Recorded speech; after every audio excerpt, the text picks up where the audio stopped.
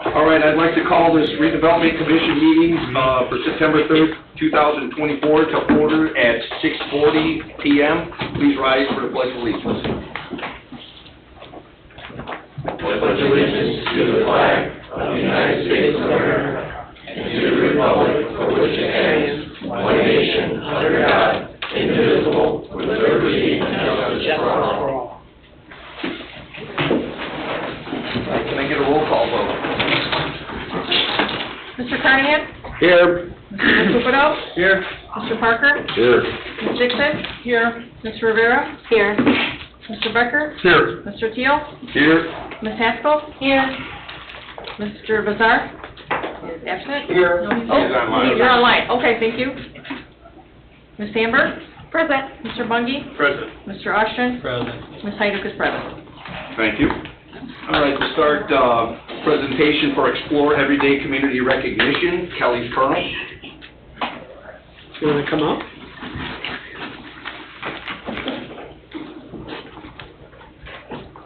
Hello. Hi. How you doing? I'm doing all right. I'm going to read this real quick for you. Okay. It says, Dear Kelly, on behalf of the Redevelopment Commission of Cedar Lake, I would like to express our thanks to Kelly's Colonels for its service to Cedar Lake. Your popcorn journey began when someone you knew was selling their kettle corn machine.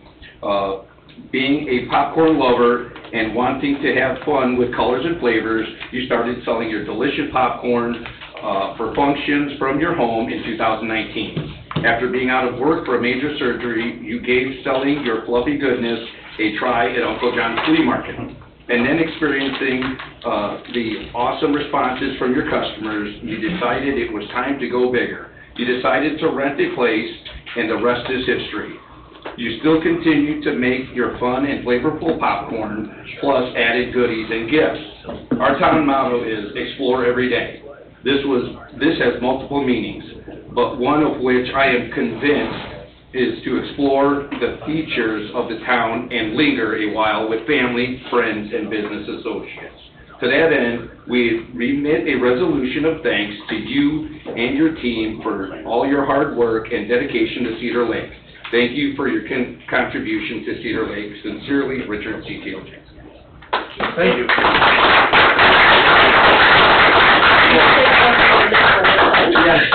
I'll be good. So, any plans or anything for for future stuff, or?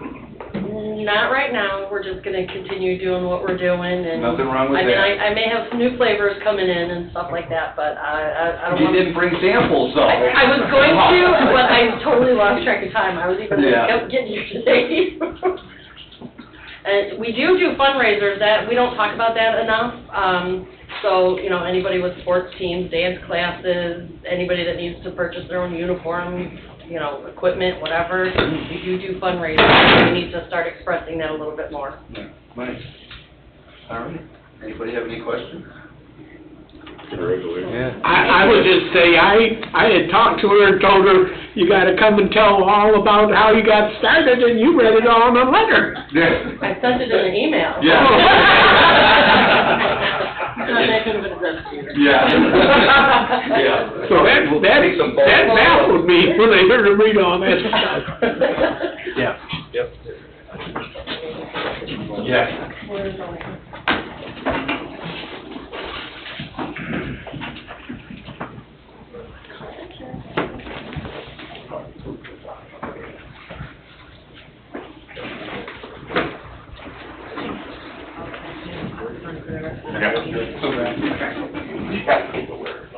I'll be glad when I come back. I'll over there. I'll take one over there for you.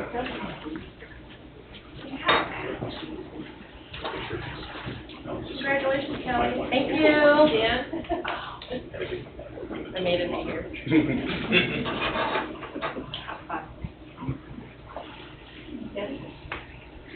All right.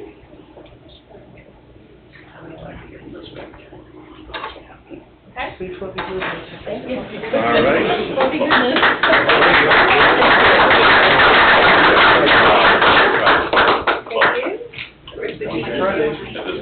Thank you. Yeah. Thank you. No, I got the email, and I'm like, oh my God, I gotta get Mary Jo. Send Mary Jo to give it to you. And I said, yeah. Put it on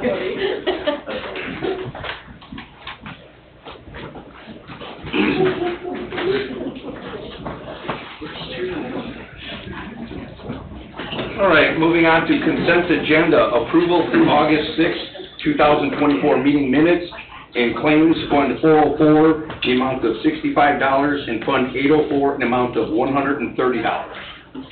Any questions or discussions? I would say that's the smallest amount of money I've ever seen approved. Is there you want it to be more, or? No, I'm glad. Okay. Mr. President, I'll make a motion to approve the consent agenda. I'll second it. All right, we have a motion to approve by Mr. Recupero, a second by Mr. Parker. Can I get a roll call vote? Mr. Carnahan? Yes. Mr. Recupero? Yes? Mr. Parker? Yes. Ms. Dixon? Yes. Ms. Rivera? Yes. Mr. Becker? Yes. Mr. Teal? Yes, motion carries 7-0. Moving on to new business, discussion for the Explore Everyday Community Recognition Q4 recipient to be awarded in December. Just for us to keep in mind that we're going to need to nominate somebody next month, being that we will not have a meeting in November due to the election. So, just... Has anybody ever thought about Hoosier Postal? I mean, everybody's in, Got it there. They got it. they got it earlier this year? Last I don't have the list with me, Greg, but it is on the website of all the past recipients. Okay, I didn't realize they got it last year. Yeah, so if No, you... we don't have the list with us. Yeah, I don't have the list, but if we, it is on the town's website, so. Julie just suggested Ileana Eye Care. Have they ever got it? Usually we get a list, but we don't have a list for they. Yeah, I don't believe they did. I don't remember if they did, but we can at least take that into consideration, make sure they weren't, and if so, if that's your recommendation. Yeah. They're pretty friendly. Yeah. All right. Moving on to school board liaison comments.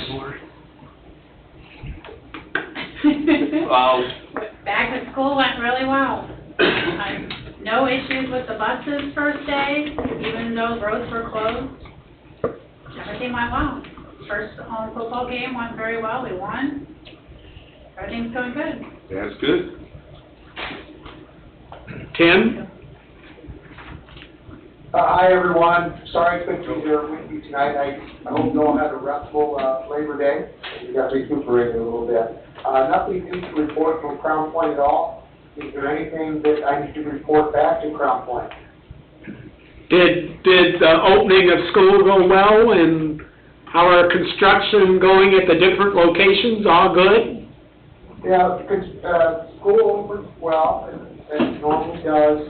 We're doing a big project right at Solon Elementary School in Crown Point. That's pretty much where MacArthur was last year at this time. Mr. President, Yes. Mr. Vassar was in the newspapers last week after the last school board meeting. Is there something he wants to report about that? No, I don't think I want to report about that at this meeting. Okay, it was very public. That's the only reason I suggest. Thank you. You're welcome. All right, thank you. You're quite welcome. All right, do we have any written communication? I have not received anything, but I do have a small update, if right now is okay. Okay. So mid-last week, we did receive from Commissioner Shackle at the Department of Local Government Finance regarding spending plans that are to be adopted by December 1st. And we have been directed that spending plans are to be uploaded to the Gateway file transmission application under the Department of Local Government Finance. So Gateway is what I do all the reporting on for the town. So my recommendation is the same as my recommendation a few months back, is we'll just continue with our normal style of how we do the budget. So you all just tell me what you want to see for both RDC and TIF, which Corby will also talk a little bit about in our next meeting. And then we'll just make sure to put that in the form of a report to upload to the DLGF via Gateway by the December 1st deadline. All right. Okay, does anybody have anything else before moving to public comment? No? All right, do we have any public comment for Redevelopment Commission? Public comment twice?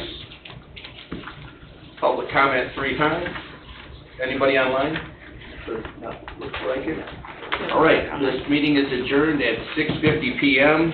Town council will start at 7.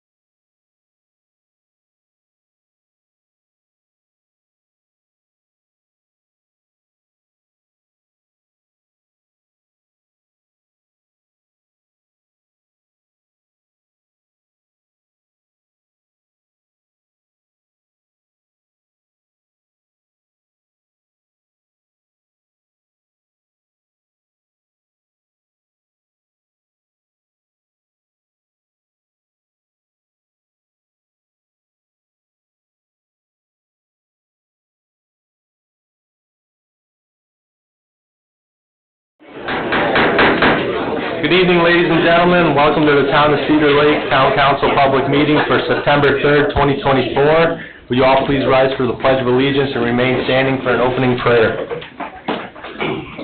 I pledge allegiance to the flag of the United States of America and to the republic for which it stands, one nation, under God, indivisible, with liberty and justice for all. Thank you. Thank you.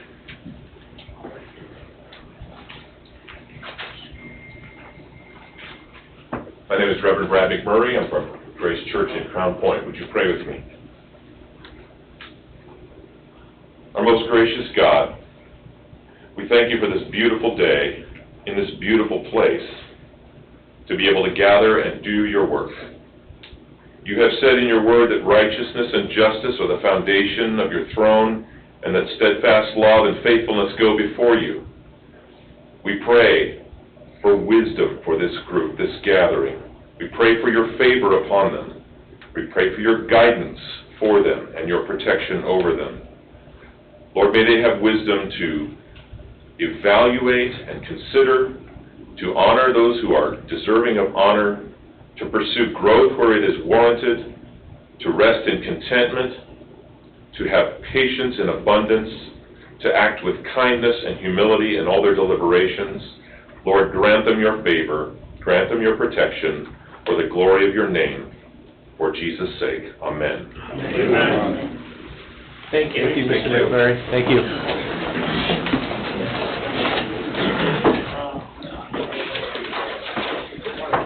This meeting is called to order at 7:05 p.m. Roll call, please. Robert Carnahan. Here. Julie Rivera. Here. Chuck Becker. Here. Mary Jo Dixon. Here. Richard Field. Here. Greg Parker. Here. Nick Recupido. Here. I am present. Jeff Fungi. Present. David Austin. Present. All right, we have a quorum. Thank you.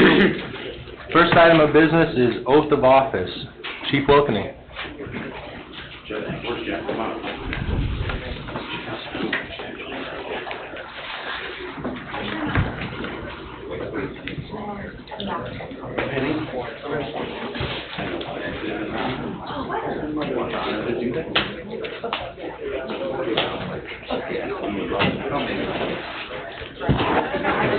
Pronounce it correctly.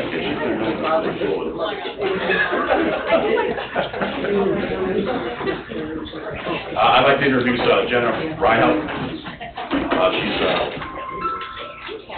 our newest firefighter. She didn't say like 10 words her whole life until she started working for us. And now we can't keep her quiet because she's just a typical firefighter. Yeah, she can give me a run for my money. And she's actually smarter than me, so that's, that works. But I'd like to introduce you to our community, and Sandberg will give you the oath of office. Please raise your right hand and repeat after me. I, Jenna Reinhold, do solemnly swear that I will faithfully support the Constitution of the United States, the Constitution and laws of the state of Indiana, the ordinances of the town of Cedar Lake, and the rules and regulations of the Cedar Lake Fire Department. And that I will faithfully, impartially, and honestly discharge the duties of my office as a firefighter EMT to which I have been appointed according to the law and to the best of my skills and ability. So help me God. Congratulations.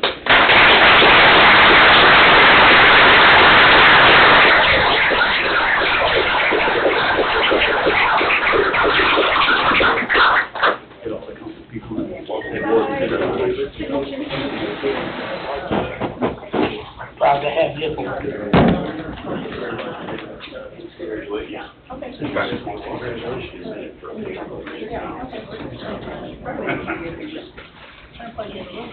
Okay, Mom, you get one shot at this because we don't want to turn it into a medical call. You need to take that off. But this is also a time you can get back at her, whatever she's done. Go.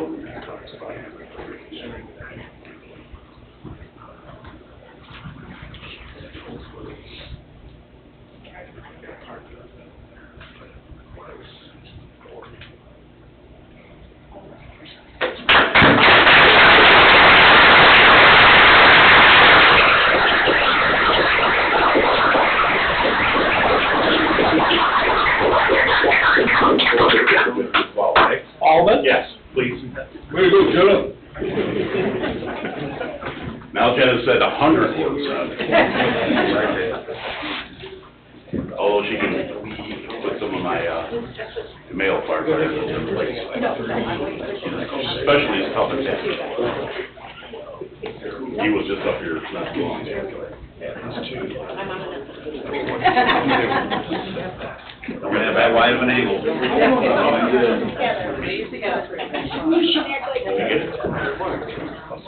Greg, you gotta lay down in front. All right, 3, 2, 1.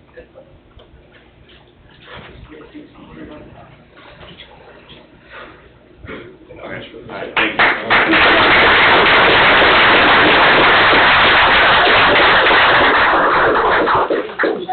We're the first family. Okay, that's, yeah, she's gonna spend a lot of time there.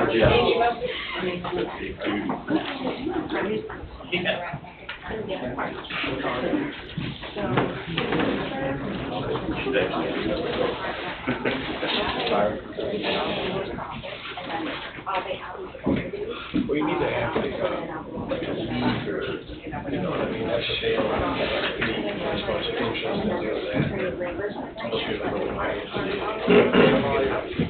start, and it could be a cool start. This just blows my mind.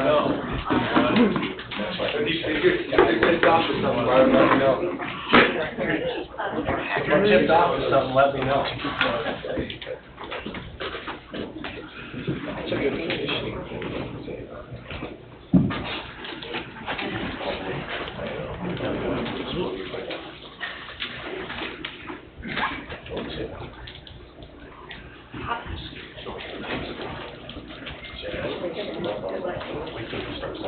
Congratulations. Good job, Terry. Congratulations. Thanks, Terry.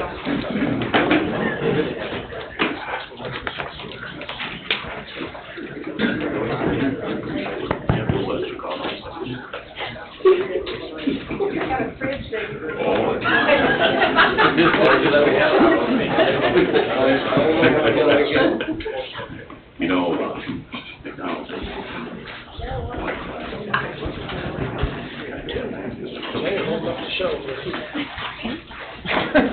Sorry, I didn't listen. Okay, all right. We'll move on to presentations. Hanover Trap and Skeet Team, Mr. Bungie. We are graced with Congressman Mervan and representatives from Mr. Mervan's office. They reached out to me. They couldn't make it to our last meeting, and it was pretty much expressly, that they couldn't make it, so they are here and for a presentation for our world champions. All right. Somebody from Mr. Mervan's office like to step up, or the man himself?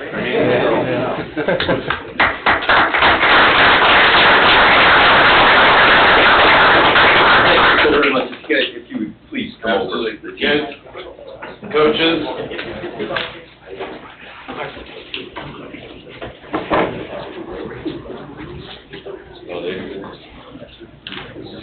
So,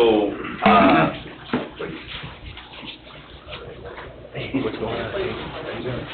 Yeah, remember where you get Remember your order. this is the kids in the community you don't want to mess with, right? It's like a really good shot. The fact of the matter is, you're a member of Congress, I'm here to honor you today, Team Yeti, on your world championship with trap and skeet. And ultimately, I want to congratulate you. It takes discipline, it takes a great deal of dedication, and you have made Cedar Lake very proud and put it on the mark as a world championship team. So as your teamwork shows your safety and your commitment, I'm just here as your member of Congress to honor you.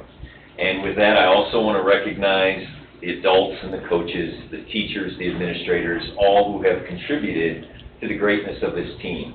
Let's not take it for granted that we all pull together in order to achieve greatness, and in this instance, we have done that. Your parents, everyone who's participated. So humbly, as your member of Congress, I have these awards for you that I wanted to hand out. Daniela? She's the only one that didn't make it. Of course, that would be the first one. Gabrielle? Congratulations. Good job. Thank you. Thank you very much. Henry, Hank, the world champion. Kate.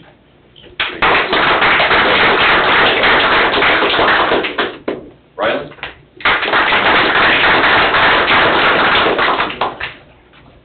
Brian.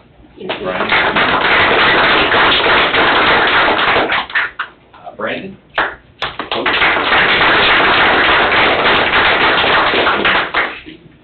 And William Barber.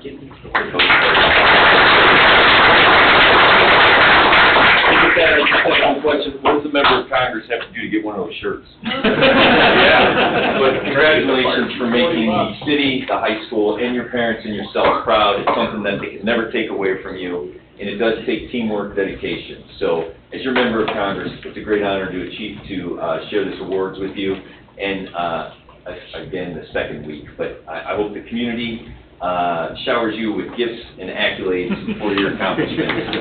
Pleasure.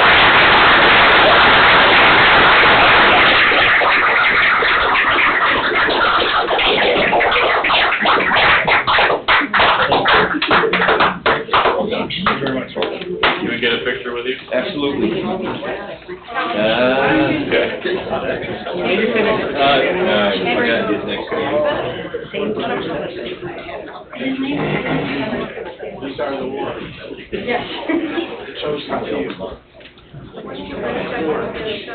I'll get you yours.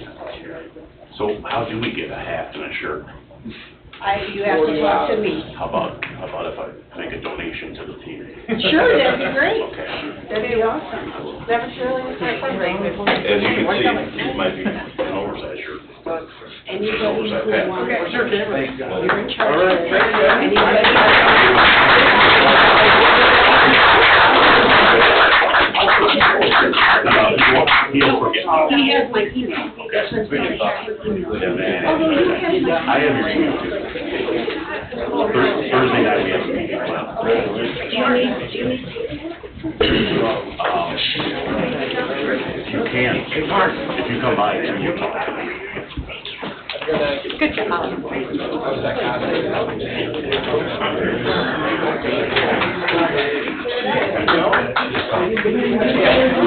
I didn't either. Nobody warned me. If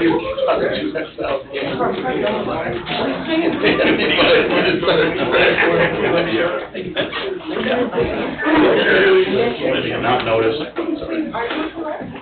Congressman Mervan, thank you very much for coming here and recognizing these superstars. Thank you, Yep. and thank you for taking time for allowing me to come the next week over. I understand you have business to do, which is important, so thank you very much for the honor. All right, much appreciated. Thank you. Why can't I move it over? There we go. Sorry. I was having technical difficulties. I apologize. All right, presentation number 2 is Corby Thompson, 2025 budget. Welcome, Corby. Father. Father Corby, yeah. I told him he looks really good for having a 4-week old. Congratulations. Look down pretty quickly. It's a whole new world. Good evening, Council. Corby Thompson with Cronin Associates. Just here tonight to give the budget introduction. This is typically the meeting where we kind of go over more of the details of the budget. With the next meeting being the public hearing, I believe is planned for September 24th. September 17th is our next meeting, so, 17th. yeah, so I think with pushing it out a week, we'll reconvene tomorrow and we'll confirm. 17th works too. Anyways. I'll confirm with Court tomorrow, Yeah. we'll make sure. We'll work to make sure we get that schedule squared away here. But anyways, this is typically kind of when we go over kind of the general details of the budget. And if you guys have questions, we're going to have the meeting on the 17th. We essentially have till the end of the week to make any kind of final adjustments that you guys might want to see, or if the department heads have further comments and needs after we've had previous meetings. So we have met with the department heads, kind of gone over their wish lists, their wants. we'd always like to give them everything that they ask for, but again, resources are scarce.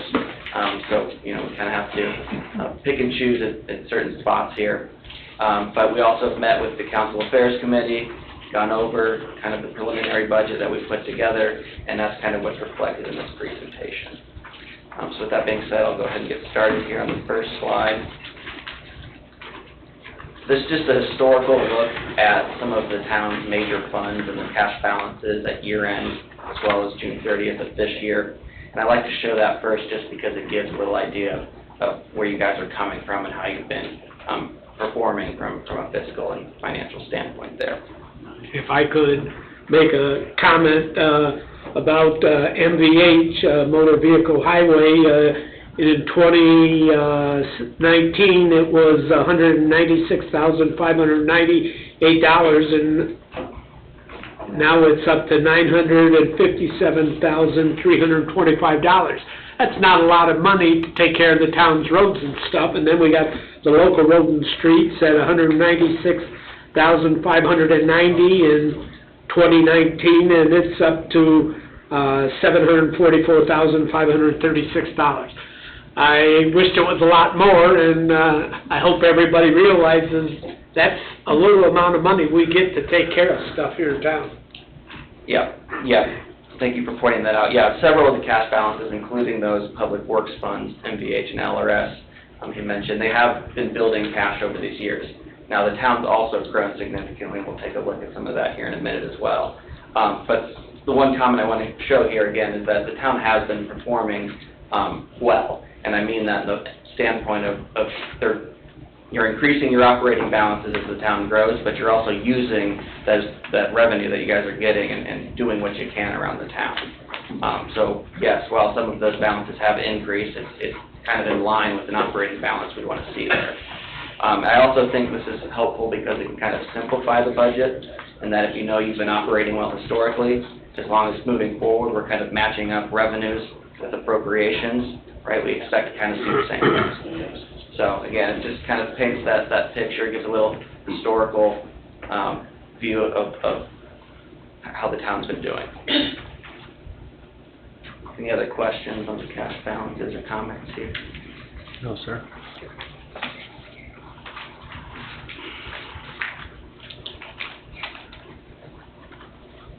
So the town's done a really good job the last couple of years making sure that they take advantage of this legislation that's out there that allows you guys to increase your levies, especially with some of that growth that you're seeing.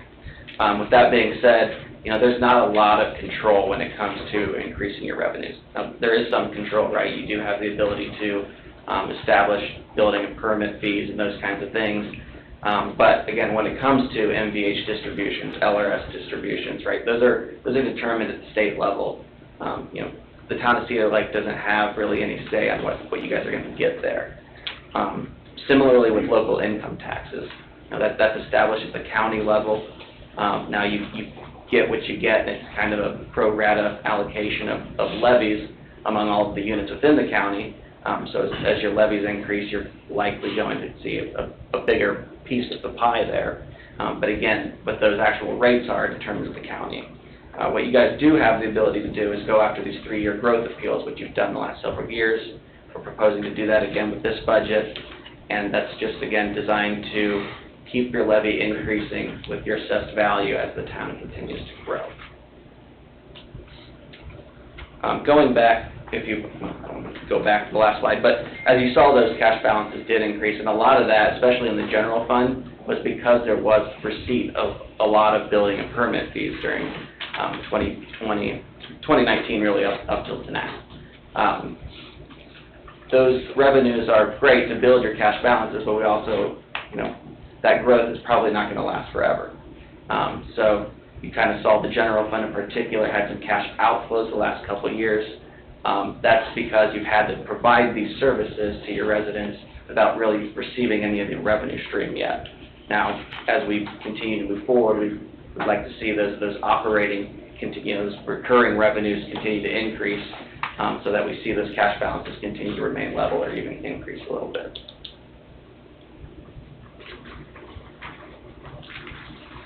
Any questions on revenue? We've got a couple more slides on property taxes and those things, so. Is EMS billing in that? Revenues? Yeah, EMS revenues are in there. Again, that is something you may have a little bit of control over, and those have been increasing, which is good. But again, there's expenses essentially related to those revenues. But yes, that would be considered one of the miscellaneous revenue that's included in the budget. So as I mentioned, we will be going for the 3-year growth appeal.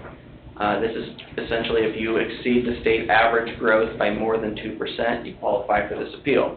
This appeal is designed to keep your tax rate essentially steady in the long run. As your assessed value goes up and you don't have any increase in levy, your property tax rate would go down, which is fine if the town can afford to do so. However, there's lots of needs, and the department heads can attest to that. We really are focusing on trying to keep that tax rate steady for pay 2025, and you're going to be able to do that. I have seen the 2025 assessed value. Your AV went up about 10%, so taking advantage of the 3-year growth appeal will do exactly what I was kind of mentioning, but it's going to keep your tax rate essentially where it currently is. We're going to take advantage of that growth appeal. It's essentially going to fund the new IT department as well as some of the public safety appropriation increases we're asking for in this budget. So that's essentially the use of this appeal. Everything else is kind of, additional revenues are going towards just paying for inflation on existing services and those kinds of things. Could you kind of explain a little bit about the increase, what it was in 22 and 23 and 24? As far as your assessed value, or? Yeah, where we have the increases at the end. Yeah, so those are your increases in your assessed value. So, again, as homes get built, businesses move in, those kinds of things, you have new property, essentially, that's being assessed, and that's really what those increases are. So when you see, those increase from 21 to 22 of 12.5%, the town saw the total assessed value of the town increase by that 12%. It wasn't just the new homes that got, we all got significant tax increases this year. My house was built in '74 and it got a big hit. Yeah, and that's most likely due to your assessed value actually going up. Most residents are probably at the circuit breaker right now, which is a 1% cap on your gross assessed value. This is actually looking at net assessed value. Gross assessed value is a different assessment, and we can be happy to go all down that rabbit hole if we want to do that. I know, I'm not. Nick and I had a conversation earlier about, stabilizing things and not paying for stuff that is speculatory. And that's certainly not your position, but monitor these things, of course. But it'd be nice if, especially with inflation and the cost of everything going up, the government not getting our pockets so much. Sure, yeah, and I totally understand that. Again, I think it's always nice to be able to decrease the tax rate if it's something you can afford to do. That would be awesome. But at the same time, decreasing the town's tax rate is not necessarily going to decrease what you pay on your property tax bill. And again, that's a result of circuit breaker credits being 1% of gross assessed value. And it looks like the assessed value, as it's gone up from 2021 to 2024, it looks like, in my opinion, that in 2025 we'll reach the 1 billion mark. You are. It's about $1.05 billion for 2025. Now, there still may be some appeals out there that could change that, but that's the number that's been provided at this point for the DLGF.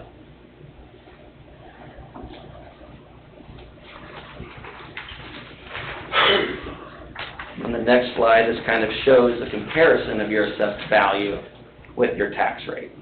So as you can see, the tax rate back in 2017, before a lot of this growth started, was around 80 cents. Last couple of years, that's kind of been the council's target, is try to get around that 80-cent mark.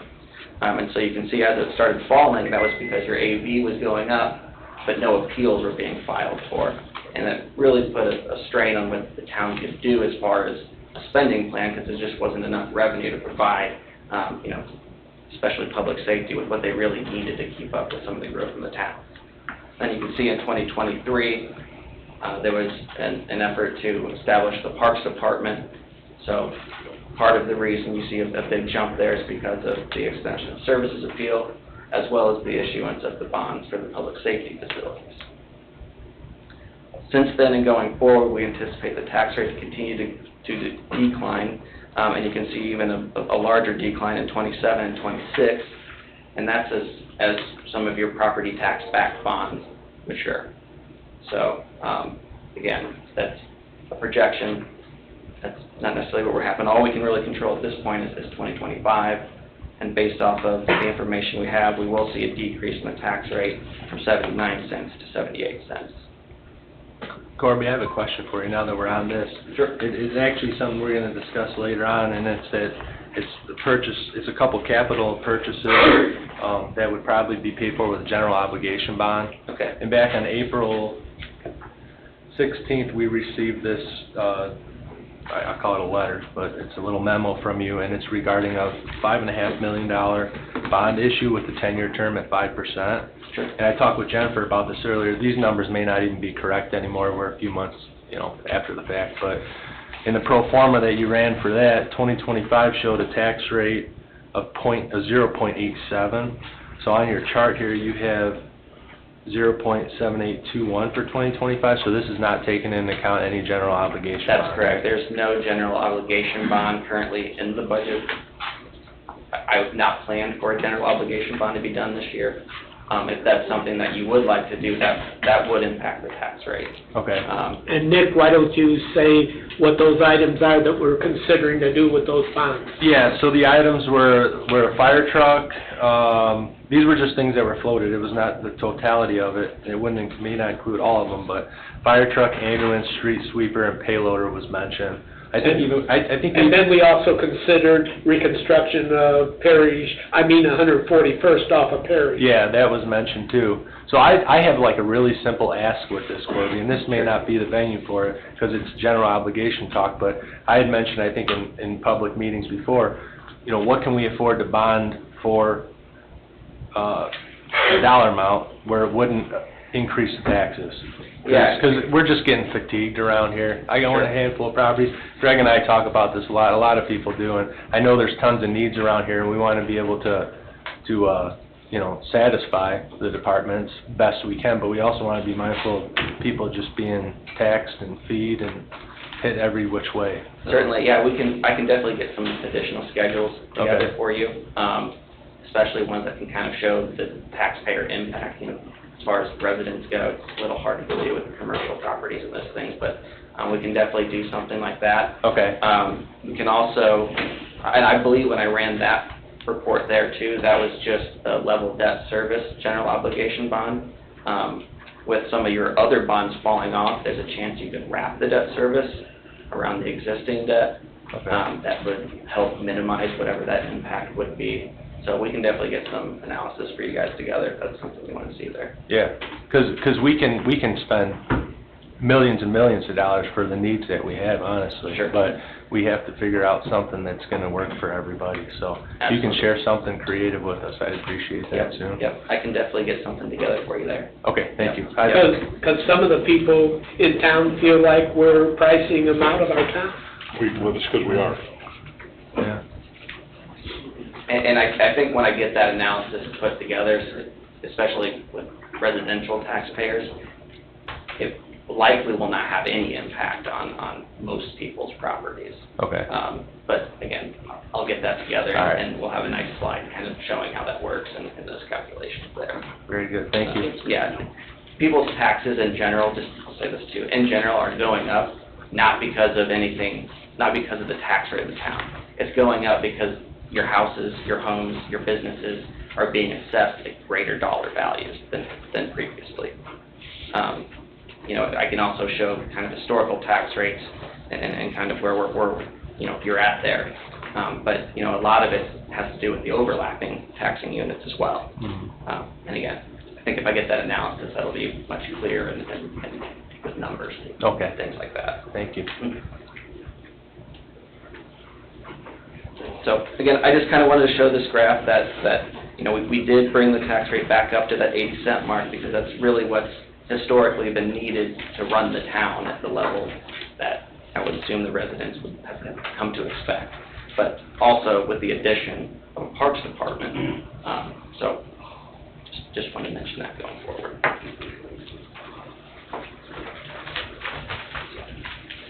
Just kind of talked about this, you know, as the town grows, your AVs go up, you know, there's more roads to maintain, there's more population to serve, those kinds of things. You know, you need those revenues to pay for those increased needs as far as services go.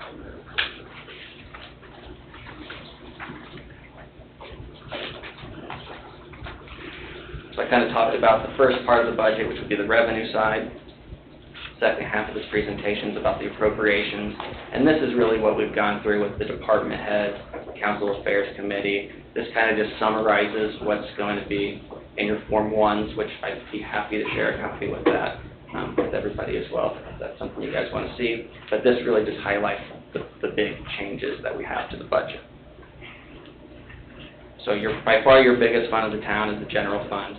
You know, a substantial portion of what we budget comes out of that fund. And overall in that fund, we're going to see about a 4.8% increase in appropriations in 25 in comparison to 24. Also in general included in this budget is a 3% cost of living adjustment for employees. I know there are some other increases to proposed wages, and I'll go over some of those, but it's one of those things where, you know, we'd like to do more, but it's really all the town can afford at this point. So that has been included in here, 3% cost of living adjustment. You want to just go ahead and send us that budget form? Yeah, I can send you the form. Just send it to all of us? Sure. And we'll definitely make sure to have it available for you as we go into the public hearing for the first reading of the budget ordinance. All right, thank you. So there's several departments within the general fund, and I'm just going to touch on each of those departments and kind of what the big updates were there. For the clerk treasurer's department, the only increases we really have in that budget would be potential pay increases for certain accreditations. I believe, Jen, you've already got something together. I don't know if it's been shared yet, but... Not with the majority of council yet, but it was discussed with council affairs. That's regarding my advanced IAMC accreditation as well as the Master or Municipal Clerk accreditation that I anticipate receiving. The IAMC-A will be before the end of this year, and the MSC will be most likely later next year. And if the audience doesn't know, that's Richard Teal and Mary Joan Dixon that are our council affairs representatives.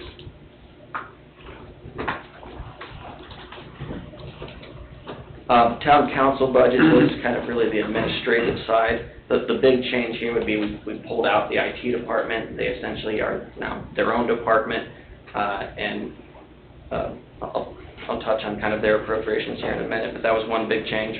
The other major change would just be increasing the health insurance appropriations. And again, that's, Jen, I don't know if you've gotten anything yet, but again, we just don't know what's happening there, so we want to make sure that we're at least being able to pay the premiums that need to be paid. Yeah, unfortunately, when it comes to our health insurance, we are still with Anthem, and we've gotten pretty decent rates from them year over year, and they offer us a really great plan, but they are very last minute when it comes to giving us those renewal numbers.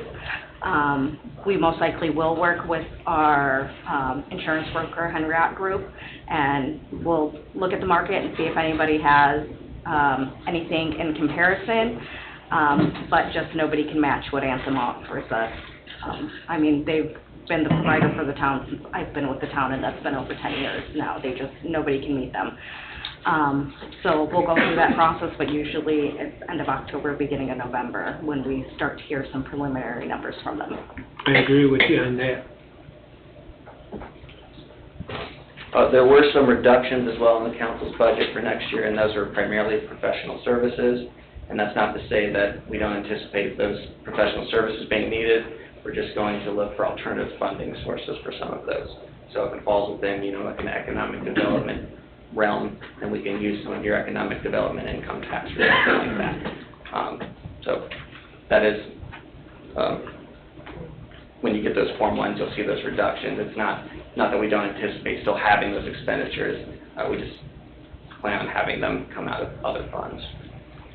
Is there anything in there to allow for the hiring of more employees in the town?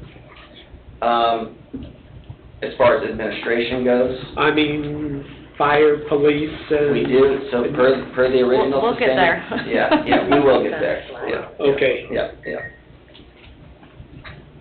Planning, zoning, and building department, there was just, it says pay reallocations, but it's really just reallocations among personal services.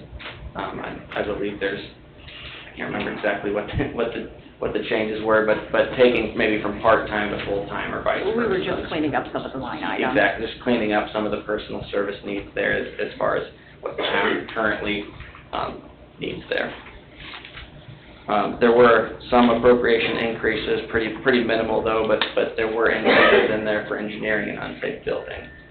I believe those amounts have been expended very quickly, so we just want to make sure we have appropriations available to clean up whatever that may be for the town.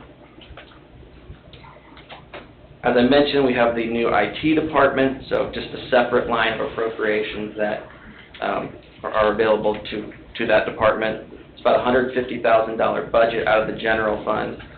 Now, some of those costs get split with the utilities as well and those kinds of things, but essentially for two full-time staff, supplies, and then the services that they need, and the services primarily being the existing and known IT contracts that are out there. There's also continued $150,000 budgeted for the PSAP contract. That's not the whole PSAP contract, but that's an amount that's always been budgeted out of the general fund. A major portion of that actually gets paid by your lit public safety fund. And that's to pay the town of Sherrville for the dispatch that we use. I'm just doing that for a clarification. What's the balance of that? $150,000 in the general fund. We have $375,000 budgeted out of the lit public safety fund. I don't anticipate you would need all of those appropriations to pay that contract, and I'll have a little bit more to say about that when we get there too.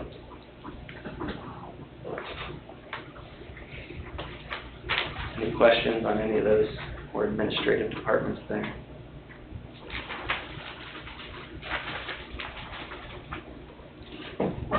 Next, we'll go to the police department. So we do have a total budget increase in the department of about 6.3%. Majority of that is for personal services, so the 3% cost of living adjustment, plus we do plan the hiring of an additional police officer.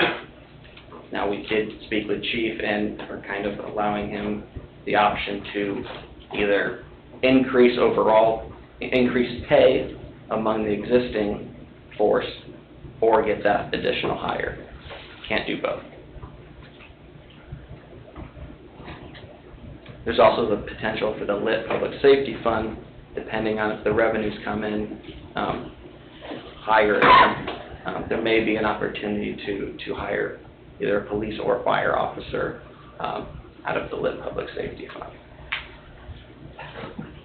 That's a different fund though. There are a couple new appropriations for the police department. They've historically been connected to this building, so I have not had to pay any utility bills or anything like that. So we do have some new appropriation lines for those kinds of expenditures. We also have an increased dues and subscriptions line, and I can't remember exactly what that's for. That was also a cleanup of their line items because they had, there were various dues subscriptions as well as maintenance contracts that were kind of a little bit all over the place, so it was just cleaning those up to make them all come out of the singular line item to keep better track of the expenses. For the fire department, we have an overall budget increase of 9.4%. It's a budget for 16 full-time firefighters. We don't have any new hires planned for next year, but we did increase the overtime and part-time amounts by $50,000 each. Again, that's essentially the increase to the fire budget there. There are, again, some other minor increases, such as $10,000 for some supplies. Again, just inflationary adjustments more than anything. But we also do have an increase for instruction and training, as, I believe there's just been some turnover and we just needed to send more people to go get that necessary training. And then just a few other increases too. Is there increase for the second building in that budget too? Yeah, so there are some utility increases in there as well, but they do have those existing lines now. Obviously, they still need those for the other building, but yes, there were some adjustments there, yes. And really, just because I feel like the sheer size of those two new buildings, until we're actually in there and operating for a year, it's our best guess at this point. We're kind of doing our best to make sure the line items are in line with what we'll need, but I'm sure we'll have to make some adjustments before we go into 26 and 27. Those two buildings were designed for being able to be as efficient as possible, like lights shut off immediately and stuff like that. Good. Are there any questions on the public safety department?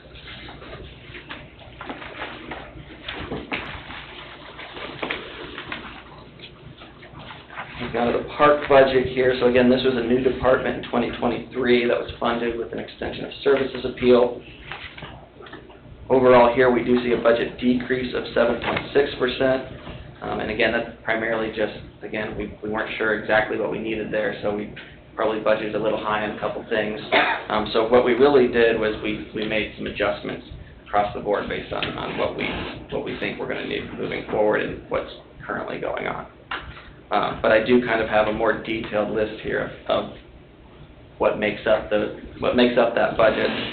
Again, it's about half of it's going to be personal services, so just staffing there. Supplies, we've got about $98,000 just for operations and things that are needed there. We did decrease the services and charges from 24 to 25. And again, that's just, I think I mentioned here that we still have to pay for the park master plan, but we don't have to pay for the park master plan. So that was one of the reasons we cut that budget there. Also with capital outlays, I believe they've gotten some of the equipment that they need. There's still some out there, but they do have a budget of about $100,000 still for those kinds of needs. You need more trucks. Any questions on parks? So that covers the general fund. As I said, that's a substantial portion of your budget. These next few slides goes over some of the other funds budgets. So MVH and LRS kind of fall within the public works category here. Again, they kind of see the 3% cost of living adjustment that other departments are seeing. We do have proposed for 25, one additional sewer employee and one additional water employee, with 25% of their salary being allocated to the MVH fund. That was just kind of a placeholder. If we can fully fund them with each of those utilities, we'll do that. But again, that was just to give a little extra cushion. If they end up being paid fully by the utilities, that personal services is available for potentially a new hire or something along those lines. Overall, you see an MVH budget increase of about 4.2%. And again, it's primarily for those allocations of those new employees I just mentioned, as well as increased vehicle maintenance needs and training. The local road and street budget increased by $60,000. This is really more intended to be a one-time increase with reversion back to historical levels of 2026. There's a lot of capital needs on the roads work side. I'm sure Tim can tell you all about that, but there are some additional appropriations there for him to get some new equipment. Is it in their budget for a mechanic for the street department? And if it is in there, we're faced with maybe having to increase that because we're having trouble getting someone to take that position? So the mechanic was proposed in this year's budget.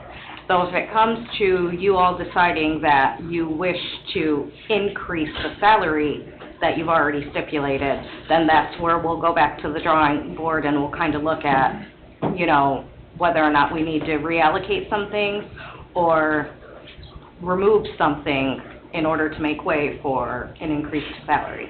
Yeah, my concern there is not having them, and we've got on our claims tonight several oil changes, brake jobs, that if we had a mechanic in place, that would be covered.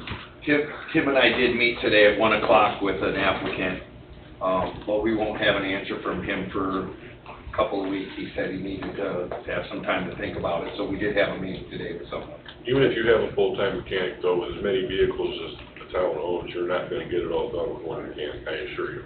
Ain't gonna happen. Unless he's Superman. Well, I'll say this as well. You know, I do have some of those new employees on the utility side being allocated to the MVH fund. So if there is an intention to increase that mechanic salary, that's one way we could just kind of spin this. And it was increased, because before it wasn't increased. We did, but if Mr. Carnahan is talking an additional increase, Yeah. then that's where we'll have to relook at how things are allocated. Thank you. Questions on the public works fund there?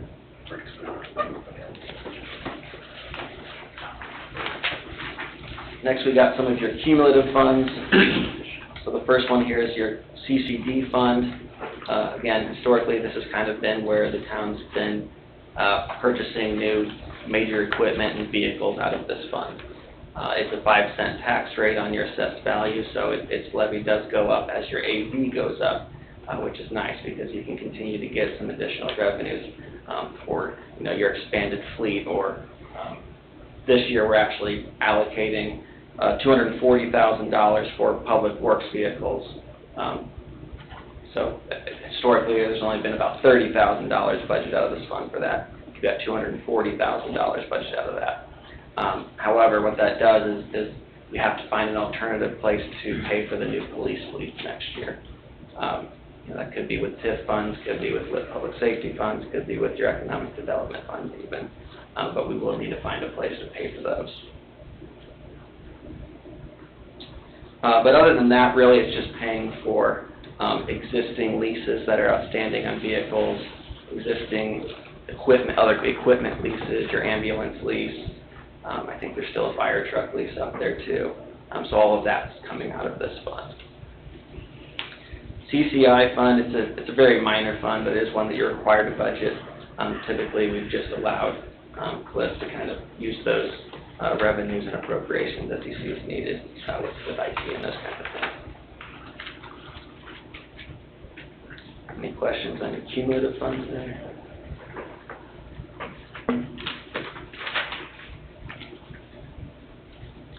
Next, we got your local income tax funds. So again, you've got your economic development income tax and you've got your public safety income tax, each with their own fund. The major things that get paid out of your economic development fund would be the 2015 road bond, which does hit final maturity in 2025. That's not a property tax back bond, it's a miscellaneous revenue bond, so that unfortunately will not help with any decreasing your tax rate. But what it will do when it does mature next year, when we get to the 2026 budget, you're going to have additional cash flow available to pay for things. In the sustainability plan, we do have funds essentially built up in this fund for major projects down the road, for things such as a road, or payment of a major piece of equipment, those kinds of things. And that's basically what we have earmarked, even if, say, because there has been discussion on possibly an additional bond once that rolls off. But if we don't do a bond, then we at least have the cash there to do whatever road projects arise. We're still waiting. We won't know until closer to the end of the year whether we've been awarded that CCMG project for the Shades Phase 2, and we're still awaiting, engineer estimates on 141st Avenue, so whether or not that's a project that'll come to fruition. But the project that is somewhat of a guarantee is we are still slated to do the 133rd Avenue road raise project. And I believe the sustainability plan had motor vehicle highway restricted monies, It's a matter of whether or not that'll be enough for it now, you know, with the soil conditions that were found out there. So if there are any increases to that project, CDIT most likely will need to be used. Currently, CDIT is being used on the design of that project. Yeah, and Nick, you mentioned, you know, maybe trying to find some additional funding to do some major projects. With that bond rolling off in '25, we can also do some analysis there to see, essentially, if you just want to replace that cash flow, like what does that afford? I don't think won't be $5 million, but it'll still be a substantial sum of money there. Okay. And that won't have any impact on the tax rate. Okay. But but we are relying on miscellaneous revenues. You are, So, and permits. No, Well, no, is that- no, this is no, no, local- no, this is this is local different. income. Oh, that's different, Yes. This is economic development. Okay, all right. Money. Okay. So this is something that's a little more stable? Yes. Yes. Yeah, okay. Yeah. All right. You also have, as I mentioned, your lit public safety fund, which again is just where those income taxes get deposited. And again, that pays for the major portion of your PSAP contract. It continues to essentially go up every year. However, I do believe we're going to be at a point now where there's going to be some excess cash flow in there. I still want to see kind of the certified report for next year is still not out yet. Once that is available, then we'll really know how much we may have in excess to do things like hire an additional public safety personnel or something along those lines. But again, I don't want to push that fund until we know those revenues are coming in there. That's the 1.5%, right? I'm not sure what Lake County's rates are, but It's 1.5%, isn't it, Jen? I don't have I that think so. memorized off the I top know of it my was head. called an optional income tax, I'm sorry, that's- and we got penalized because we didn't pass it, and to me, it wasn't optional. because Cedar Lake didn't have. No, the county didn't pass it, because they didn't want to, because they thought it was optional, but they were forced into it because they given us our yearly increases.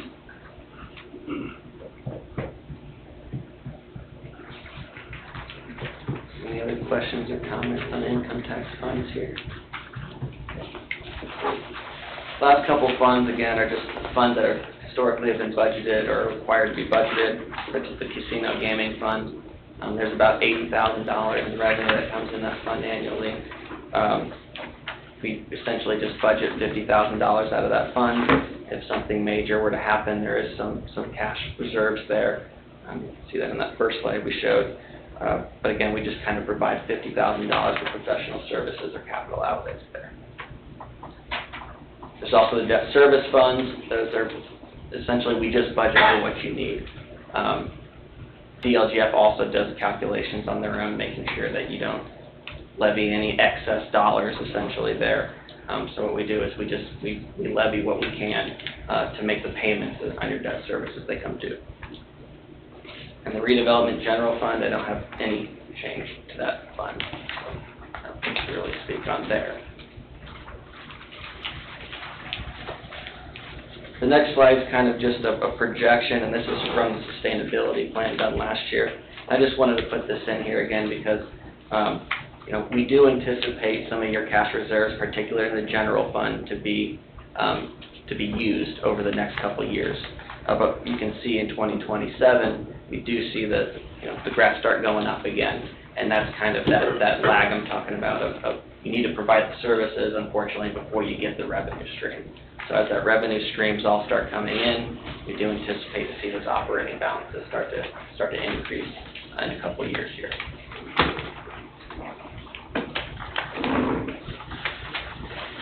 The only other thing I want to mention would be, Jen touched on it earlier, there is a requirement to essentially have a budget and spending plan together for your TIF fund. So that is something that we will have to look at getting done before December 1st. Still not exactly sure what all that entails, but I can assure you we'll be working with Jen, make sure that we get that taken care of and we get everything filed timely there. And the state hasn't told us what we need to actually do there, right? There's a little. There's a little bit of detail, like where we're supposed to upload it on Gateway and things like that, but there's nothing specific regarding, say, format. Like, you know, they have different forms when it comes to the budget that we are required to follow and utilize within the gateway.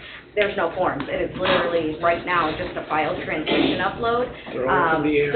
So we will, as I said earlier in RDC meeting, we'll just follow our normal budget process. We'll throw some appropriations in Fund 804, and then we'll actually put numbers to it once you all kind of discuss with us how you see TIP being utilized over the next couple of years. There are, I provided to you all 2 meetings ago, I believe it was, maybe 3 meetings ago, what some of the historical expenditures have been out of that fund. There is some outstanding debt service that we have to make sure, first and foremost, is taken care of. There is an outstanding developer agreement that we need to make sure continues to be budgeted for and paid for. So after that, you know, what are the goals and objectives?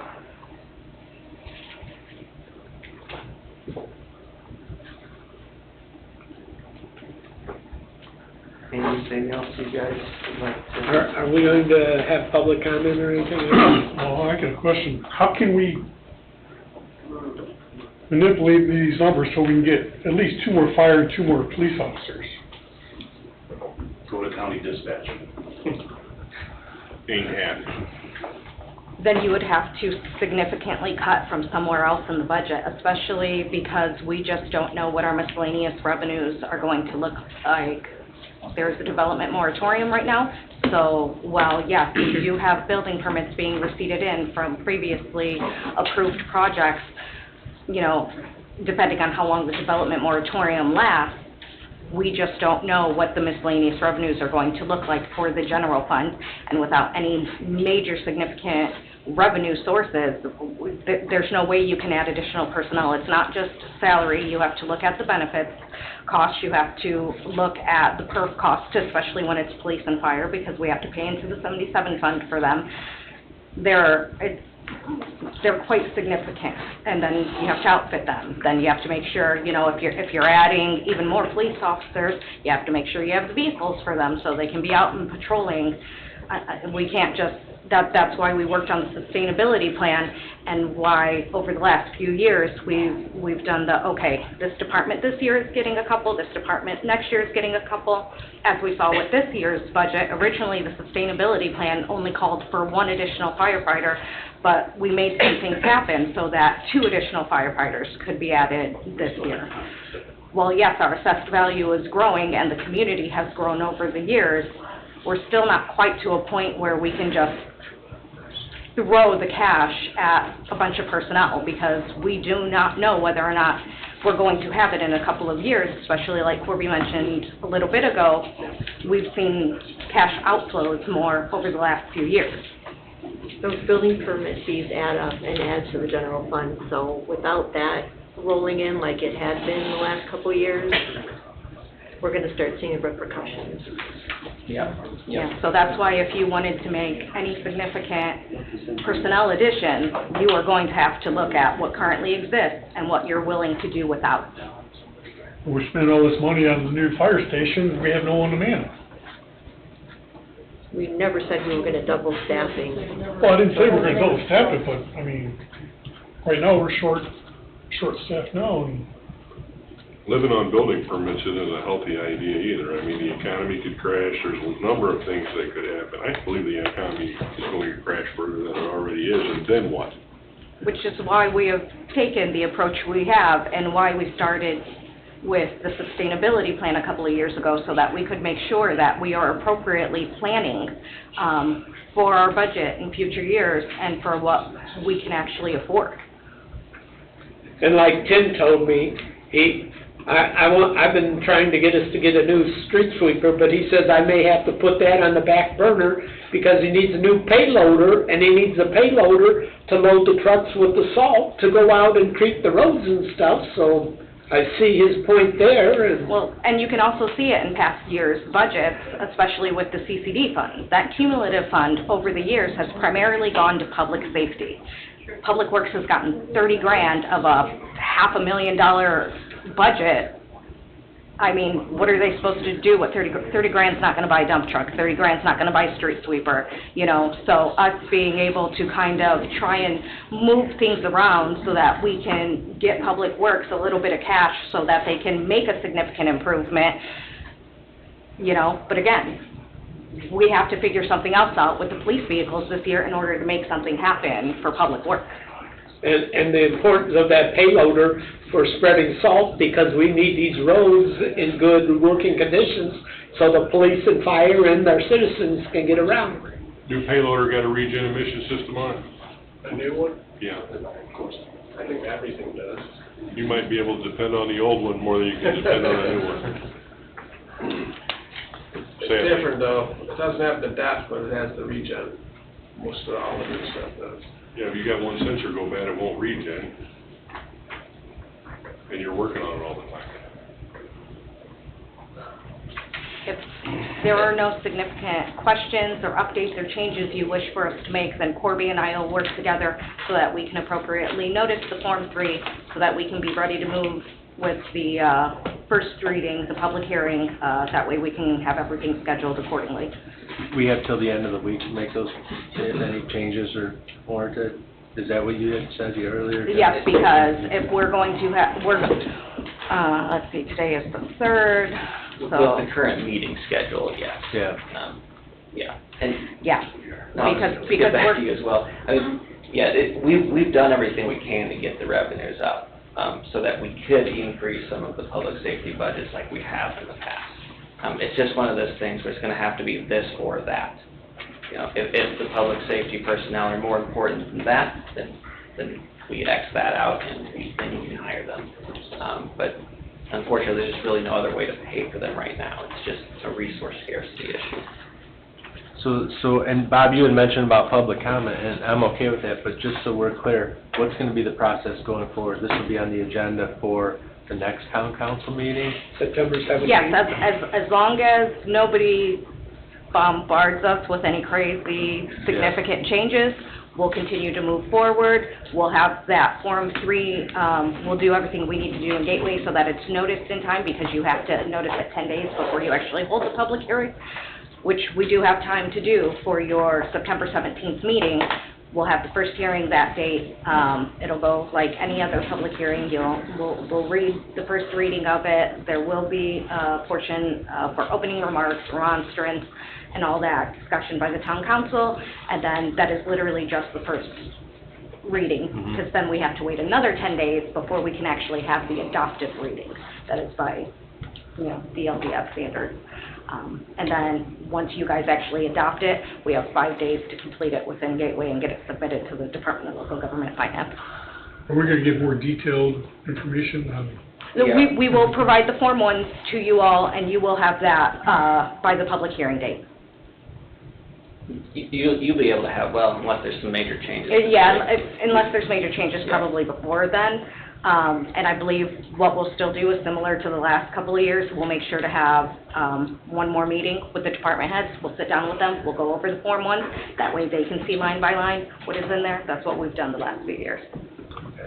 And what I'll also mention is if you do want to potentially have a GO bond, or there's some other appropriation you want to have put in this budget, we can always advertise high.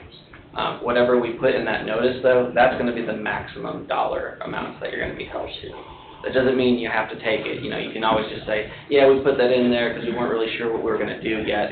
But when you get to the public hearing and the adoption meetings, you know, we can clarify, hey, no, we're going to take that out. What we adopt is going to be less. It's going to be this. Okay, that's for the bond?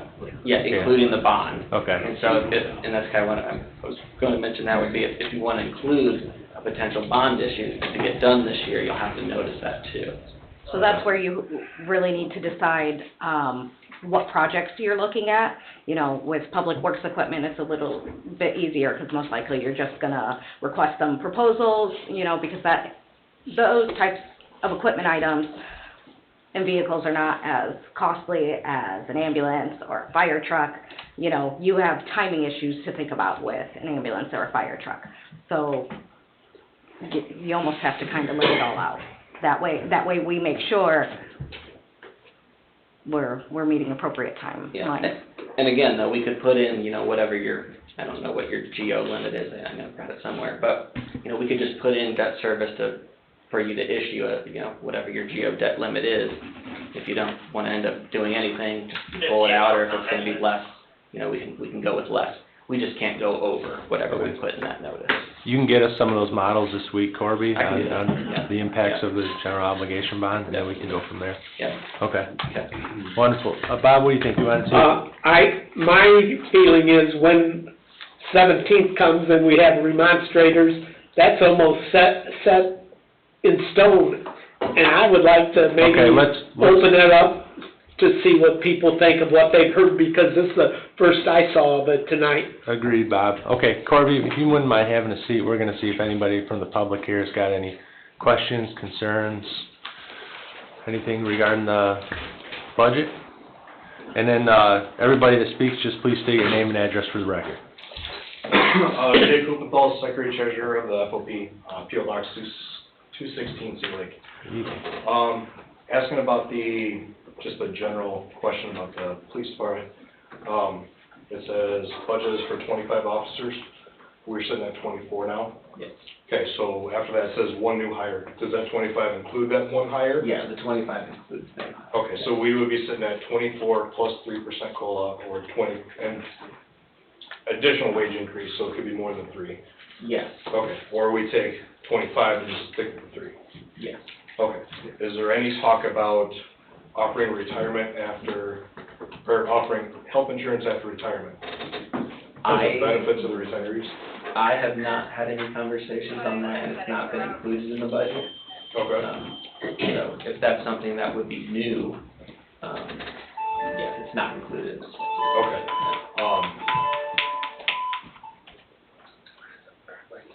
Alright, on top of that, is there any talks about other type of benefits that we can increase as well? Well, like time off, specialty papers, special jobs, special positions. Nothing like that was presented to us in our additional meetings. Okay. Well, it's no secret, the FOP's been trying really hard to communicate with the town council and everybody to talk about this. Because our benefits package that we've surveyed the entire county about is below everybody. And we all know we're unfortunately losing cops to different departments, and we're not getting many applicants in. So we've been trying to stay open and talk and tell you what we've researched and found. That is something that is a big benefit, just if you didn't know. When cops retire, we can't get insurance until Medicaid kicks in, so when we retire, we have to pay full price no matter where we go. So a lot of towns are offering the same, what do you call it, pay rate or whatever pay scale that they would be working when they retire. That's something that I would please consider all you guys to think about. You guys talked about health insurance. Is there any talk about dental or vision? Or is that included with health insurance? That's included with health insurance. Unfortunately, dental and vision, no matter where you go, it's pretty crappy. I mean, I hate to say that on the record, but it really is. Well, it is.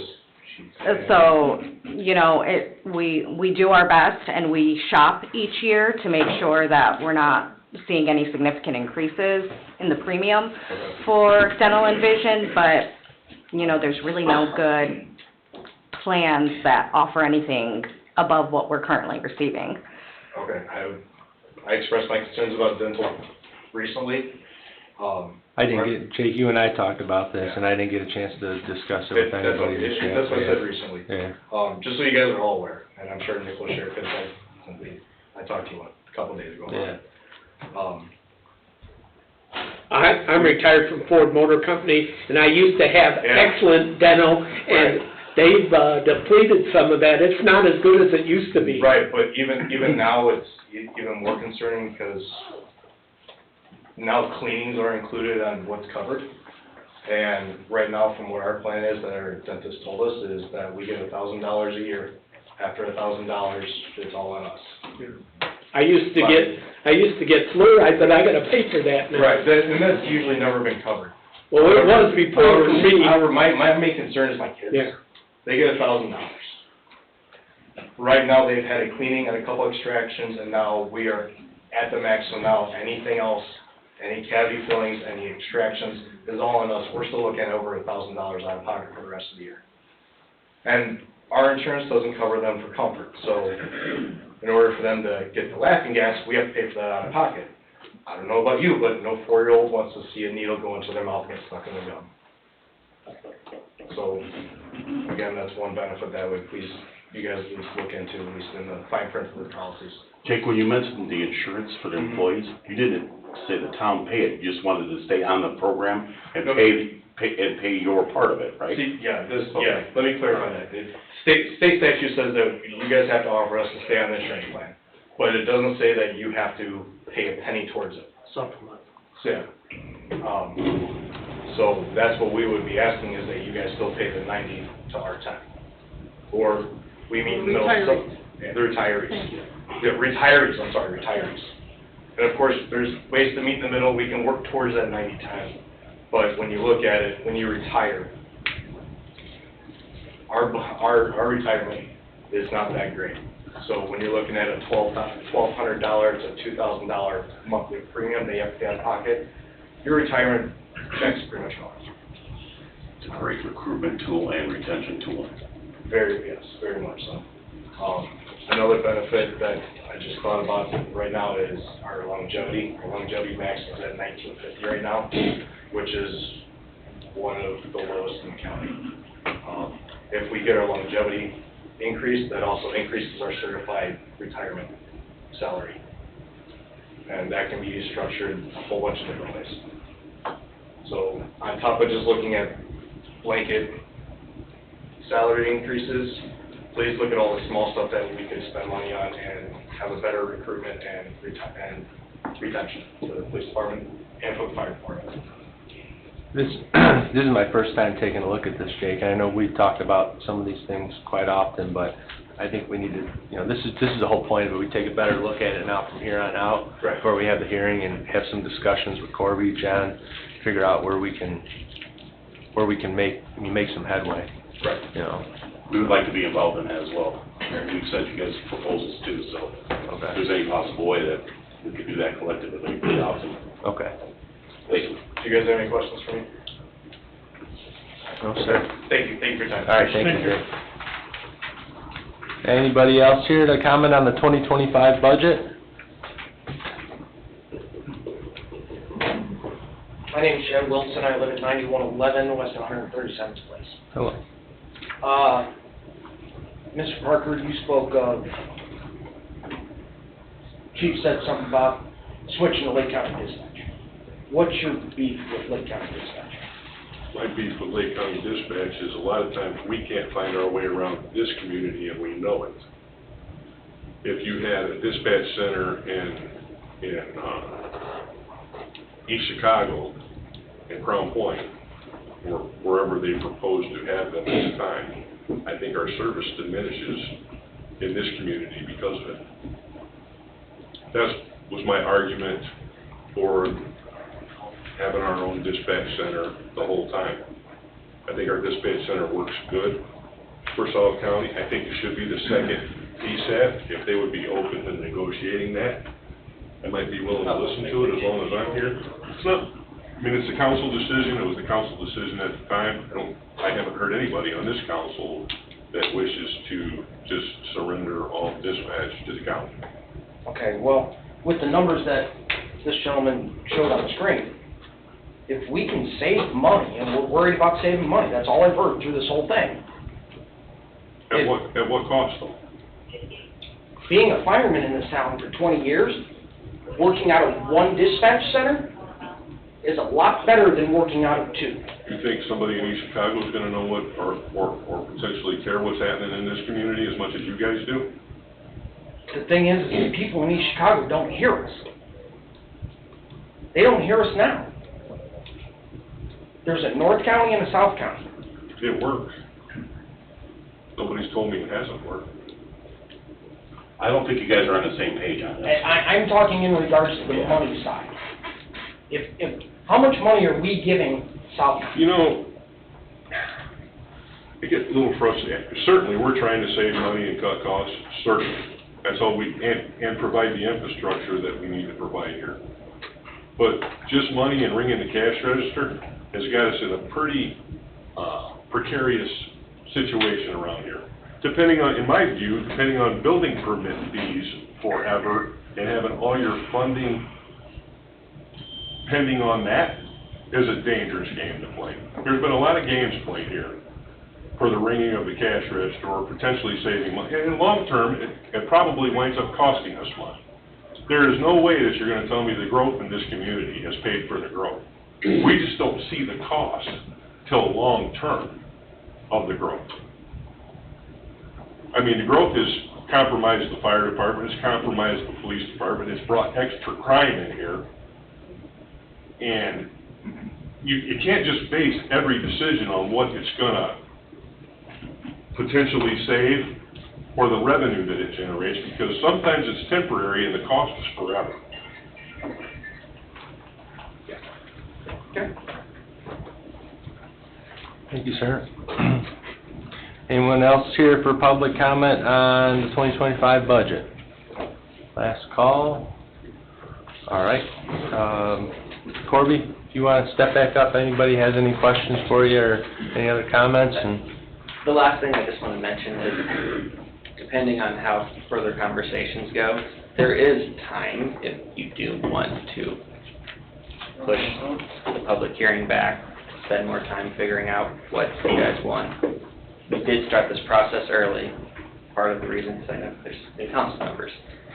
So we did build in plenty of time in there. So if that is something you do want to do, that is something we can do. It then doesn't give us any more wiggle room, but again, there is a little bit of time, some opportunity to do that if you want more time. So then if we decide we want more time and we decide to have the first meeting in October, then we've got to have the second meeting at the third Tuesday in October, because we don't have a meeting in November. And we can't wait till the third Tuesday in November for the final. You would have to have. DLGF will not Yeah. let us. There are DLGF set deadlines, and I don't think have. it's November 1. I don't have my calendar with me, but we have a date in October that we are not allowed to go past for noticing the Form 3 to have the public hearing, or else you completely throw everything off. And if you don't meet those DLGF You revert dates, back to the old budget. we're keeping the same budget, which means we're not doing anything different. Right. Yeah. The only thing I would say is if you do decide you want to push it back, we have the public hearing at that first meeting in October. You'd also have to have the approval of your 3-year growth appeal at that meeting, because you have to get that in by October 20th. So assuming, depending on when that third Tuesday is, but. all right. Well, Corby, thank you very much for coming to visit us, and then we'll Thank you. get to work. Absolutely. Yep. Thank you. Best of luck with that new baby. Yeah. Thank you. Yeah. Okay, public hearings, number 1, ordinance number 1499, year 2024 garbage, refuse, and recyclables rate ordinance amendment. This item was deferred August 20th, 2024. I haven't gotten any update. I know when we had this discussion on August 20th, I was in contact with our current garbage pickup provider, and I was looking for a 7th-year option. He told me I think it was going to be about 3 weeks out, so we're still in that window. I haven't heard anything. It's up to the council whether you want to decide on doing something now or defer this again. Maybe I'm overcomplicating it. I was just looking at trying to secure some stability for people for another year. All right, I wrote some numbers down here that was in information that was provided. So it looks like from August 1st of 2024 to May 31st of 2025, it needs to go up to 2136. Rate A is what I recommended to you. Right, and then from June 1st of 2025 to May 31st of 2026, it would have to go up to $22.21. And then from June 1st of 2026 to May 31st of 2027, it would have to go up to $23.10. And right now, we are paying more than what we're collecting. Yes, for public services, charges us $20.75, and we are only collecting $20 from each household. And we're taking that money from someplace else. Well, it's eating the teensy bit of cash reserve that you have in that fund, so if we were to continue this long-term, eventually you would have no cash, because we do not have a 100% collection rate when it comes to the trash service. And these rates that are suggested are a lot lower than surrounding communities. I believe Cherville's paying $28 a month. Yes. Cal Township went up, really, I can't remember the rate, but it's... Now, what I will say is what we have seen in a lot of the surrounding communities is they're moving to something similar as to what Sue and I have provided to you all in our work paper here, is a step-up calculation to kind of go alongside with the actual contract with the service provider so that you know what to expect. So, and then that way we can automatically, you know, pop that increase into place as soon as the contract increase happens, because you'll have already approved it by way of, you know, your mandatory ordinance. What I would ask, though, if you guys are considering this evening, or even if it gets deferred to another meeting, I would like to clean it up, and because really the attachment that is included in your packet tonight, I just want to make sure that it is not an actual exhibit to the ordinance that gets passed, because this really is a work paper, and it gave you all a bunch of consideration. You know, it put out some potentials, not all of them, and you know, for somebody like me who's been doing this many years, I can look at it, I know exactly what I'm looking at, but the average Joe, they're not going to understand our work paper. They're not going to know what they're working at, and it's just going to confuse them, because there are, so, you know, there's a rate A, there's a rate B, there's a rate C, so not all of that needs to be in there. And I don't want to increase rates, I got to pay that too. But we all do. We've got to cover our bills, and we're not covering them right now, and we really need to take some sort of action.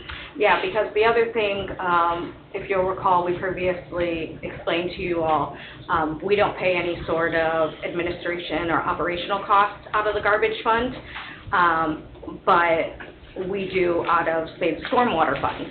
But your revenues are, what did we say? Revenues when it comes to trash are approximately 15-ish%. And stormwater's 13, so it's, you know, it's kind of skewed. So we want to even out the board a little bit, at least when it comes to administrative costs related specifically to the trash service. Dave, do we have to read this ordinance to defer it? We read it last meeting. Can we just defer the public hearing? Motion to defer. I'd like to make a motion to defer this till October 1st. I'll second.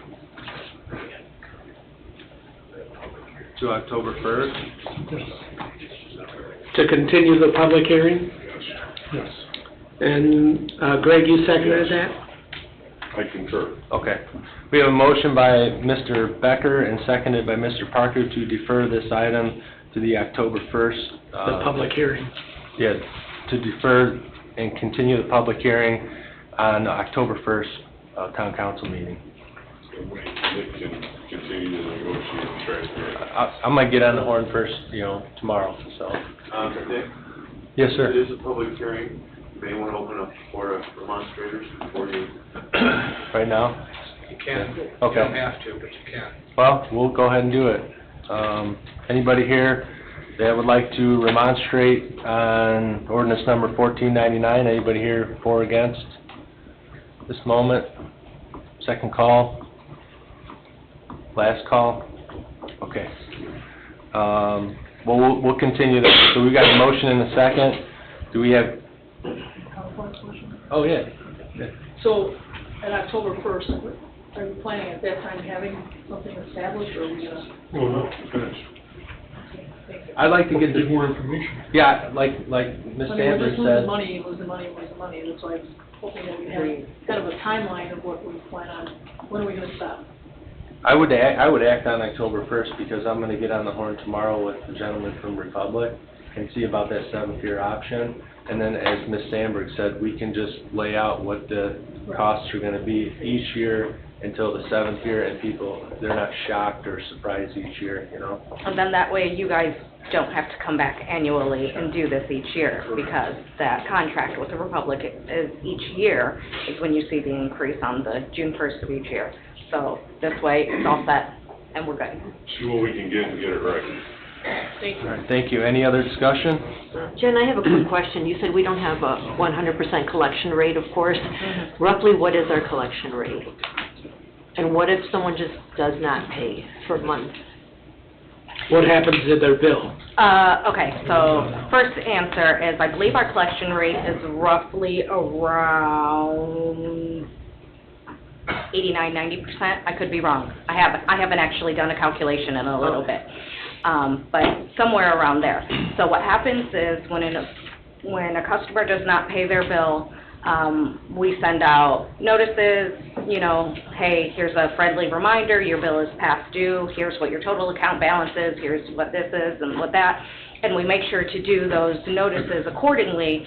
And then what we do is we eventually get to the point of a lien, because like with the sewer utility, you can also lien for unpaid garbage services. So then we'll go through that process, and we do it twice a year, and we usually record those in May and end of November, beginning of December. That way they're on for the next tax year. So what happens is, if they don't pay their bill, we'll put a lien on it, and then what happens is next cycle, when they get their property tax bill, it's on there. And some folks, as weird as it is to me, some folks actually prefer to do it that way, even though there are additional fees. There's late fees with us, county has their own fees, but for some folks it's just easier to worry about it, you know, twice a year than each month. And then you have some folks who, again, they just let their mortgage take care of it. Eventually, the mortgage company not too happy. And then we get phone calls, and then we have to remind folks that this bill does exist. They are getting a service, you know, but that's how we recoup. So, you know, and then it's another year before we actually see that money coming in, as long as folks are paying their property tax bill. All right, thank you all for the discussion. If there's no other discussion, I'll ask for a roll call, please. Robert Carnahan? Yes. Julie Rivera? Yes. Chuck Becker? Yes. Mary Jo Dixon? Yes. Richard Field? Yes. Greg Parker? Yes. Nick Recupero? Yes, motion carries 7-0. Okay, we'll open up the floor to public comment on agenda items only. Public comment on agenda items only. My name's Dean Opening, 15011 Euclid Street. Easy. Greg, I just don't understand what the problem is. Now, you're gonna be almost paying $500,000 by the end of 2025 or 2026 to share the PSAP center, when county's only wanting, let's just say $250 to keep things even. So the $250,000 savings could either put another firefighter on, 2 on the street, or another cop or 2 on the street. I don't get what, none of the other communities around us have this big problem with county doing their dispatch. They were so excited when it happened, because now we have a pool of dispatchers that can actually do the job and are trained properly. Okay, I have input of the Cherville one that they're not getting trained properly, and we're constantly at a battle with these people about, you know, dispatching, okay? And yes, mistakes are made in Lake County, but not to the level of in Cherville. I guess we just disagree on that. I don't like giving up. Is it a control thing? That's part of it. Why? Here's the other part. That whole thing came out of a study called the Good Government Initiative, and all that work and all that money got spent on the Good Government Initiative, and the only thing that came out of it was county taking over all the dispatching in Lake County. And I feel like it was just about political machines and patronage. And I still feel that way. I think both sides do it, but it's not good for us either way. Now, they might say that it's only gonna cost us $250,000 now, but as soon as you sign on the dotted line with those folks, you're giving them a blank check. We know what we got, we know how it works, we're in control of it. You know what you got, but he just said it's going up $100,000, $150,000 in the next year and a half, 2 years. Well, You're gonna be almost at $500,000 to pay 5 people in a room. Well, Dean, I don't get the opportunity or the luxury of knowing what it would look like if we went to that, but I do know when we do, we're never getting it back. Well, you guys talk to other communities, other board presidents, other mayors, do you not? Sometimes. Are they ashamed to be with county? I don't get it. You know, the resources there, Greg, are just leaps and bounds for less money. I guess we're just gonna have to disagree on that. Hey, that's our prerogative too, and I get it, but I'm just here to state something to you guys that, you know, you wanna save some money, you wanna put some more officers or firefighters on the street, there's an opportunity right there. Well, There's an opportunity. It might appear that way, but I assure you it's temporary. Crown Point just hired a couple more firefighters and they use the county, so I don't get it. Thank you. Thank you, sir. His insight didn't come from me, by the way. He had a girlfriend and a My fiance worked it. dispatch and sheriff. You mean if you take that appropriation away? Yeah, right. You're not going to lose it, you're going to reallocate it. Yeah, so let's say if you were to switch over and then we're not utilizing as much in the past as we paid to Cherville, you're paying it to county, then you've got extra cash within that fund to, again, personnel, or, I mean, it's specific to public safety. That is my understanding. $180,000 a year. That's what Cliff came up with recently. That was the number. Cliff wrote. All right, anyone else here for public comment on agenda items only? Yeah, my name is Jerry Connor, I live here in Cedar Lake, 10330 Paramount Way. Okay. And Hello. Mr. Parker, following up with Mr. Wilkins' comment, I'm a retired deputy fire chief with Beecher. We have changed dispatch 4 times over the last 25 years. It works. I don't understand why to save that kind of money, you're afraid to go somewhere else. We started out in Beecher, we went to Peatone, we went to Crete, and now we're in Laraway, almost over in Joliet. I appreciate your opinion, I just don't feel the same way. Well, I don't feel the way you do. I mean, I'm looking at the money, all we've done is talk about how we're short funds to do the things we need to do. That's a lot of money to get things done. There's a lot of examples where government says it costs this much today, and, you know, I'll go back to the sewer bill. When we built the sewer system here, they said all it's ever gonna be is $12 a month. What are we paying now? 48. Oh, but you're talking apples and oranges. I'm talking about this. No, I'm talking about government. Government is always a runaway train. Always. But let's stay on topic though, please, because we've done it. We've done it and it works. Why don't you wanna save the money? All you're gonna do is someone's gonna call 911, it's gonna go to county, they're gonna ask what your emergency is, what's your address, and they're gonna dispatch it. It goes out by computer. The address goes to the fire department, goes to the police department. That's it. I just disagree. Well, but it's costing us a lot of money. I don't know that it is. I don't think we're How comparing. much are we paying for South County? How much are we gonna pay if it goes to the county? I asked you first. I don't know an exact number of what we're You paying. should, you're on the town council. I should be able to rattle that number off? No, but we're talking Can about anybody rattle budget. that number off? No, we're talking about budget. Unfortunately, I don't have last year's numbers. Clerk off the treasurer top of can't my head. rattle it off. I know, but you turn it around and ask me a question, okay? But you should know that stuff, right? We're talking about it. It's in the budget, so let's find out by next week. Find out what it is. Again, I disagree. I think Southcom works. I think it's the best thing for us. I think it's the best thing for us going forward. I think it's been the best thing for us since we developed Southcom. Not only that, we have Cherville to consider. We made a commitment to them. So, I mean, it is what it is. But if you're willing to spend an extra, what, $250,000 a year? 150. But it's going up. It's going up next year. Don't we have to have a backup anyways from county? Isn't that Southcom, a backup? No. No. It should be. Should be, but it's They not. won't acknowledge we're the backup. All right, that's my opinion. Thank you, Mr. Connor. All right, last call for public comment on agenda items only. All right, seeing none, we'll close public comment on agenda items. We'll move on to the consent agenda. Number 1, minutes from August 6th, 2024 and August 20th, 2024. Claims, all town funds, $225,731.60. Wastewater operating, $230,143.56.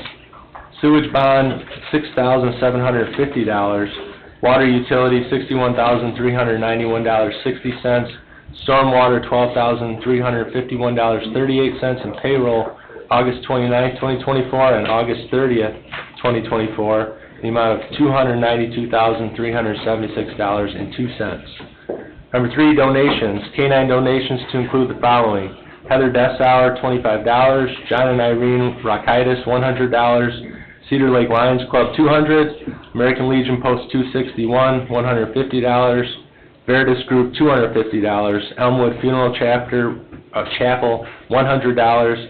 Edinburgh Exteriors, $500. Law Enforcement Partners, $1,295. Ileana Eye Care, $1,187. Michelle and Daniel Price, $50. Police donation from Larry Nagy, in-kind donation of federal signal lights, 7. Fire donation, Larry Nagy, in-kind donation of bar light. Number 4, tag day request, Rick Larson Wrestling Club, October 5th, 2024, with a rain date of October 12th, 2024. Any discussion on the consent agenda? I would just like to see that on these tag days in the ordinance, it requires that they distribute something, whether it be candy, a tag, or something, so that when you're driving through lights over and over again, you have proof that you've already donated.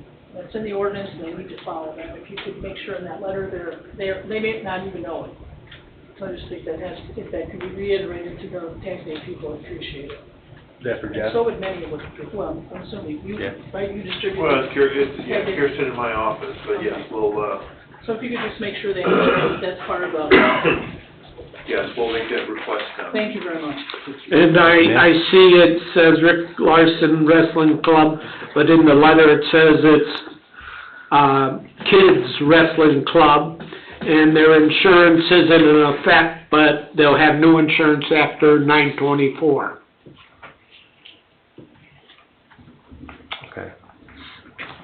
Well, that just explains the nature of it. Yeah, It's still Rick Larson. Yeah, it's still Rick Larson. It's just Must a be. fundraiser. Well, in what they filled out in paperwork, it said Kids Wrestling Club.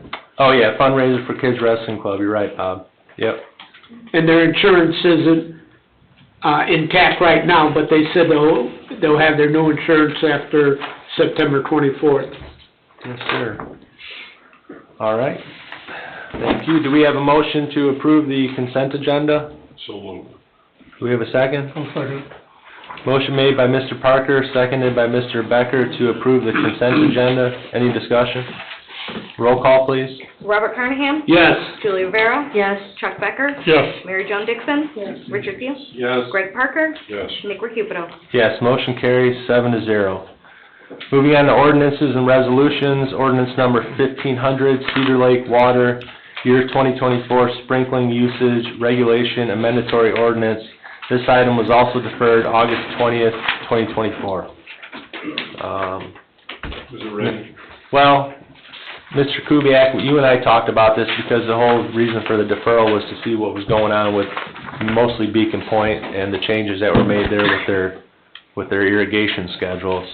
And it appears we made some headway, but I don't know, you could speak on that a little bit. There's some headway made. I mean, if we're still, to the Monday, the low was 45.12, the maximum was 53.27, and the average was 51.45, so. That was Monday? That was Monday, so that was historically our worst day, which was tremendously better, but, I think that made a difference. Okay. I mean, like I told you, we still need to plan for production, storage, so on and so forth, but I think that this ordinance to be on the books for something for us to use as, as needed is probably, I don't know if, I guess just because the ordinance is approved doesn't mean that we have to put a sprinkler ban on tomorrow. It just gives us that ability to deal with, correct, or?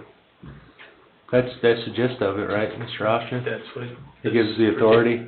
Yeah, that's what this ordinance was about. Yeah. And it allows somebody with, new sod or grass, like 4 weeks to water, and if they don't need to do 4 weeks, they don't have to. Right, yep.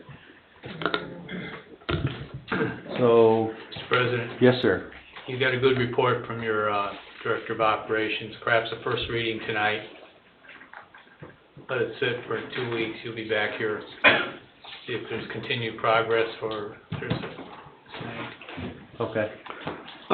Nick, this isn't our utility board, but we're talking about, water problems. Could you kind of give an update on what's happening with the Indiana Department of Environmental Management? Oh, in regards to the letter I received, Yeah. that August 8th? Yeah, so I reached out to the folks at IDEM, and I got some correspondence today. We've been going back and forth, but we've got a couple dates we're working on picking out. One of them for later this month. There's some scheduling conflicts between folks from here that need to go down there and folks down there that need to meet with us. So they gave us a list of what they wanted us to bring and who they wanted us to bring, and so we're working on planning that, but no date's been set yet, but it's going to be a few weeks out. And that's for water and sewer? It's just water. Oh, just water? Yeah, just the water, yep. But it could affect our building of homes and businesses. Yeah, we don't quite yet know what the total impact is until we meet with them, what they expect us to do yet. Thank you. You're welcome, I Bob. just wanted to give I was able to give you those numbers from Cliff and Tim in the IT department who did put that new monitor on there, and we can check them pressures hourly, daily. I think it does every 10 minutes right now. Wow. Pretty cool though, to be able for me to tell you that, which 2 weeks ago I could say, I was told it got to 36 now. So, I mean, it's amazing that I can click on that though and see that every 10 minutes with that, the minimum, the maximum, the average. And that was due to those guys, which is pretty awesome that we have that ability now. I mean, we went from basically going in there and looking at a gauge to, or waiting for an alarm to go off to be able to see that, so it's pretty. Jumped a century in a couple weeks. Yeah, it's pretty Technology. impressive, so I just wanted to give them guys a thank you and a shout out, because that's awesome that they, provided that and got it done, and it's really cool. Well to have deserved. stuff like that, moving forward, to be able to do those things is a huge asset, so. Yeah, I agree, Tim. Just wanted to acknowledge them, so, All right, thank you. thanks. Well, you want to do a first reading, Mr. Parker? Please? Town of Cedar Lake, Lake County, Indiana. Do we gotta have a motion and a second to do it? Well, I think we read it first, and then we would. That's right, you have an agenda item, First needs to be reading. read by title. Yep. Okay. Yeah, you can go ahead and read it. Town of Cedar Lake, Lake County, Indiana, ordinance number 1500. An ordinance amending town ordinance numbers 1385 and 1427 pertaining to the establishment and implementation of rules and regulations for the municipal water utility of the town, amending certain rules and regulations for the municipal utility, repealing all ordinances and town code sections or portions thereof in conflict herewith, and all matters related hereto. Thank you, sir. There's no other discussion. Is there a motion to approve the first reading of ordinance number 1500? I'll make a motion to approve. Okay, do we have a second? I'll second. Motion made by Mr. Teal, seconded by Ms. Rivera to approve the first reading of ordinance number 1500. Any discussion? Roll call, please.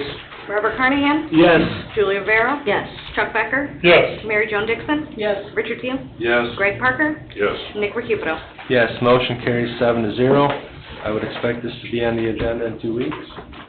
Yeah? Okay. Thank you, Jeff. BZA plan. Approve Birchwood Phase 4 conversion of performance letter of credit to maintenance letter of credit to expire on August 17, 2027 for a total of $73,938.50. This item was approved by Plan Commission on August 21st, 2024 with a vote of 7 in favor, 0 against. Is there a motion to approve this, conversion? So moved. Do we have a second? I'll second. Motion made by Mr. Carnahan, seconded by Mr. Teal to approve this letter of credit, conversion. Any discussion? Roll call, please. Robert Carnahan? Yes. Julie Rivera? Yes. Chuck Becker? Yes. Mary Jo Dixon? Yes. Richard Hill? Yes. Greg Parker? Yes. Nick Recupero? Yes, motion carries 7-0. Number 2, approve Centennial States Phase 2 conversion of performance letter of credit to maintenance letter of credit to expire on August 21st, 2027 for a total of $53,012.84. This item was approved by Planning Commission on August 21st, 2024 with a vote of 7 in favor, 0 against. Motion to approve. Okay, we have a motion by Mr. Carnahan, seconded by Ms. Dixon to approve this letter of credit extension, conversion. Any discussion? Roll call, please. Robert Carnahan? Yes. Julie Rivera? Yes. Chuck Becker? Yes. Mary Jo Dixon? Yes. Richard Hill? Yes. Greg Parker? Yes. Nick Recupero? Yes, motion carries 7-0. Number 3, approve Centennial Villas Phase 2 extension of performance letter of credit to expire on September 5th, 2025 for an amount of $103,940.34. This item was approved by Planning Commission on August 21st, 2024 with a vote of 7 in favor, 0 against. Motion to approve. I'll second. Motion made by Mr. Carnahan, seconded by Mr. Becker to approve this extension. Any discussion? Roll call, please. Robert Carnahan? Yes. Julie Rivera? Yes. Chuck Becker? Yes. Mary Jo Dixon? Yes. Richard Hill? Yes. Greg Parker? Yes. Nick Recupero? Yes, motion carries 7-0. New business, allow for the advertisement and acceptance of applications for the position of police chief. This item was deferred August 20th, 2024. Any updates? I know, Ms. Amber, you did send us out an email with certain policies. I did, and Mrs. Dixon reached back out with some questions, some clarifications she asked for. Mrs. Rivera also reached out with some information from a prior hiring, what was that, 2017? So a little dated, but, you know, nonetheless, it was still something. But I have not received any other feedback, so again, I don't know what parameters you wish to set. This is your chief of that police department, so I think you want to be kind of specific with what you're looking for. So what are you looking for? I went through that application. I've never seen an application as lengthy as that. There was a lot of parameters that they didn't tell. But, do you have anything to add, Mr. Option? Do you want the Board of Safety to get involved in this for you, to get at least parameters and, you know, kind of carry this load for you a little bit? It was mentioned at the last meeting that we had that maybe it wouldn't be a bad idea to do that. I don't know what the board's pleasure is, but,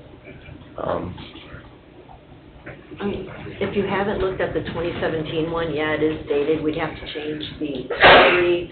Also, I think that application said like 5 to 7 years experience. I'd like to make that like 10 to 15 years experience, but instead of reinventing the wheel, it's what got us Chief Colson in the past. I don't know if you guys have looked at it. I think it's fine. Yeah, I do too. There's just a couple tweaks, Yeah, I would agree with that. because I know time is of the essence, so. yeah. Well, what's the board think about this? Council decision, board of safety, then council? Well, what was in the past, I mean, don't we have past practice how we do it? Past practice is 7 of you give direction, make a selection. In the past, we've gotten applicants, we sat down and did an interview, and the best candidate was picked out of those interviews. It's gonna take some time, it's gonna require some extra interview meetings and things of that nature, but what Julie is suggesting is the best way to go about it, in my view. Yeah. Julie, would you be willing to update that application and turn the safety board or your liaison? Well, no. No, she's not on it no more.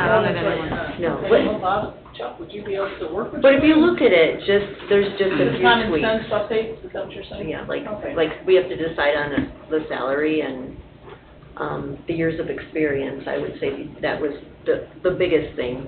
She can go Whether or ahead not, and whether or not you have a update it residency for us. requirement, whether or not, you know, just, yeah, And maybe, things like that. maybe we But could if have. there is discussion on having Board of Safety involved, then you're gonna have to That- kind of figure your timeline. Yeah, you know, and what the that's scheduling would gonna be look like. too tough for that. I'm not hung up on residency because the last two police chiefs didn't live in this community.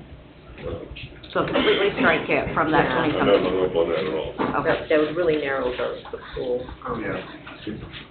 And maybe we can ask, acting chief if you wanna look at the application and see if there's anything glaring that you think needs to be changed. I could email it to you as well. I could look at it, but the majority of it is really established by state law and policy. And even the salary is set by ordinance. I'll send you that, 2017. Yeah, we can look at it, sure. 5 years is the minimum requirement. But, you know, I'd like to can't go any lower than 5 years anyway. Can you be more restrictive than 5 by statute? No, you can ask for whatever you want. You can ask for 10 years of experience, but 5 is the Again, it's a policy call by the council for what they are looking for. So you were happy with, Greg, you seem to be happy with the 2017 application, Julie? That was part of the process. Yeah. When we hired Chief Colson, it worked pretty well.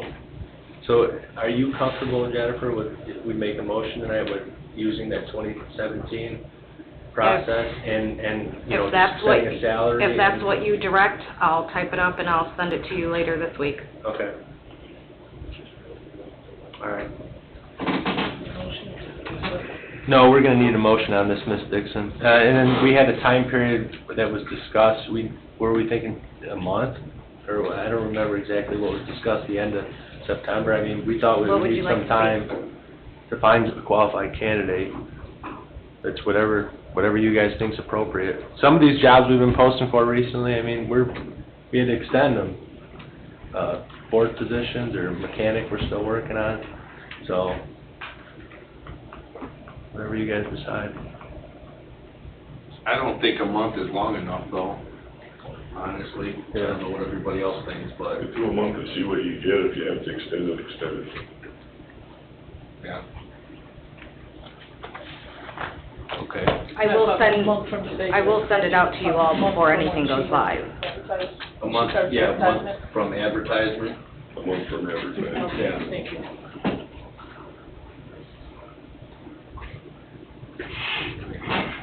Yeah, no, that's all right. I'll make a motion to allow for the advertisement and acceptance of applications for the position of police chief. And ask, Julie to update it for us. Are you done with your motion? I imagine Mrs. Rivera is quite busy with her day job, so No. I will type it up. I mean, we all need to agree on the years of experience and the salary. Since nobody has suggested anything otherwise, I will type up based upon what you previously sent out via email, and then I will send it out to you all with what the current salary rate is, and then Very good. decide whether or not you're happy with it. Okay, Sounds good. Your motion still stands, Ms. Dixon? All right, is there a second? I'll second. Okay, motion made by Ms. Dixon, seconded by Mr. Teal, to allow for the advertisement and acceptance of applications for the position of police chief. Any discussion? Roll call, please. Robert Carnahan? Yes. Julie Rivera? Yes. Chuck Becker? Yes. Mary Jo Dixon? Yes. Richard Teal? Yes. Greg Parker? Yes. Nick Recupero? Yes, motion carries 7-0. New business item number 2, approve and accept the training reimbursement agreement for Fire Department Jenna Reinhout. Motion to approve. Second. Okay, we have a motion They're by... fighting over that one. Yeah. A motion by Mr. Teal, seconded by Mr. Carnahan to approve this training reimbursement agreement. Any discussion? Roll call, please, Ms. Amber. Robert Carnahan? Yes. Julie Rivera? Yes. Chuck Becker? Yes. Mary Jo Dixon? Yes. Richard Teal? Yes. Greg Parker? Yes. Nick Recupero? Yes, motion carries 7-0. Turn to the page. Number 3, 141st Avenue survey proposal at a cost of $9,500.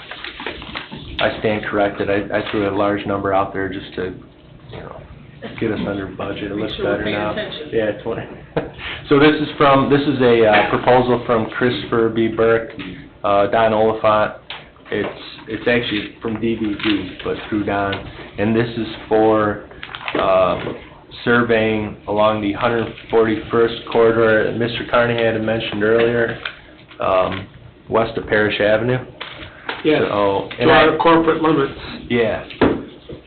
So, in Don's words, the survey of 141st Avenue is necessary to provide a basis for a concept-level design to prepare a cost estimate for reconstruction of the corridor. And I had asked him if say we didn't go forward with this year or soon, is this money just wasted? And he said, no, that you would be okay with this. There might be a little bit of cost incurred with updating it, but that road's awful right now. That's a main thoroughfare. It's sad. How does this tie in with the discussions we've had with the possible crossings being redone over there? Yeah. As far as timing on that, how's that looking? Because did we ever find any more information out with the railroad as far as with their engineers and stuff? I gave Jeff North Fork Railroad contact information. I don't know if you got a hold of them. I have not, Well, I thought Don probably won't was either. some of that. Yeah, there was actually a proposal. Yeah, there was So a to say, proposal, Bob, that Don was working on with them, and I want to say it was 20-some thousand, if my That might be where that number came from when I met. Yeah, I want to say it was 22 to 24,000 that we had to give the Norfolk Southern engineers for their portion of reviewing and stuff. Yeah. Yep. But that's why I was just wondering, with timing with this construction versus what do we know is going on with that crossing, and also the potential for the light going in. Well, we need this survey first, before Don can even tell us what the estimated cost of a reconstruction project on the road is, and until I have that number, I can't tell you whether or not it fits into your budget next year. Okay. So you kind of need the survey first. Okay. Okay. Good question, though. You don't want to move Well, forward with something and then do it And then over find again. out that we got to re-tear stuff back up because it's a little bit wider. Yeah. Yeah. Yeah, I agree. All right, do we have a motion on the 141st Avenue survey proposal? So moved. Is there a second? I'll second. Motion made by Mr. Becker, seconded by Mr. Teal to approve the 141st Avenue survey proposal from DVG with a lump sum fee of $9,500. Any discussion? Roll call, please. Robert Carnahan? Yes. Julie Rivera? Yes. Chuck Becker? Yes. Mary Jo Dixon? Yes. Richard Thiel? Yes. Greg Parker? Yes. Nick Recupido? Yes, motion carries 7-0. Number 4, consider applications for park board.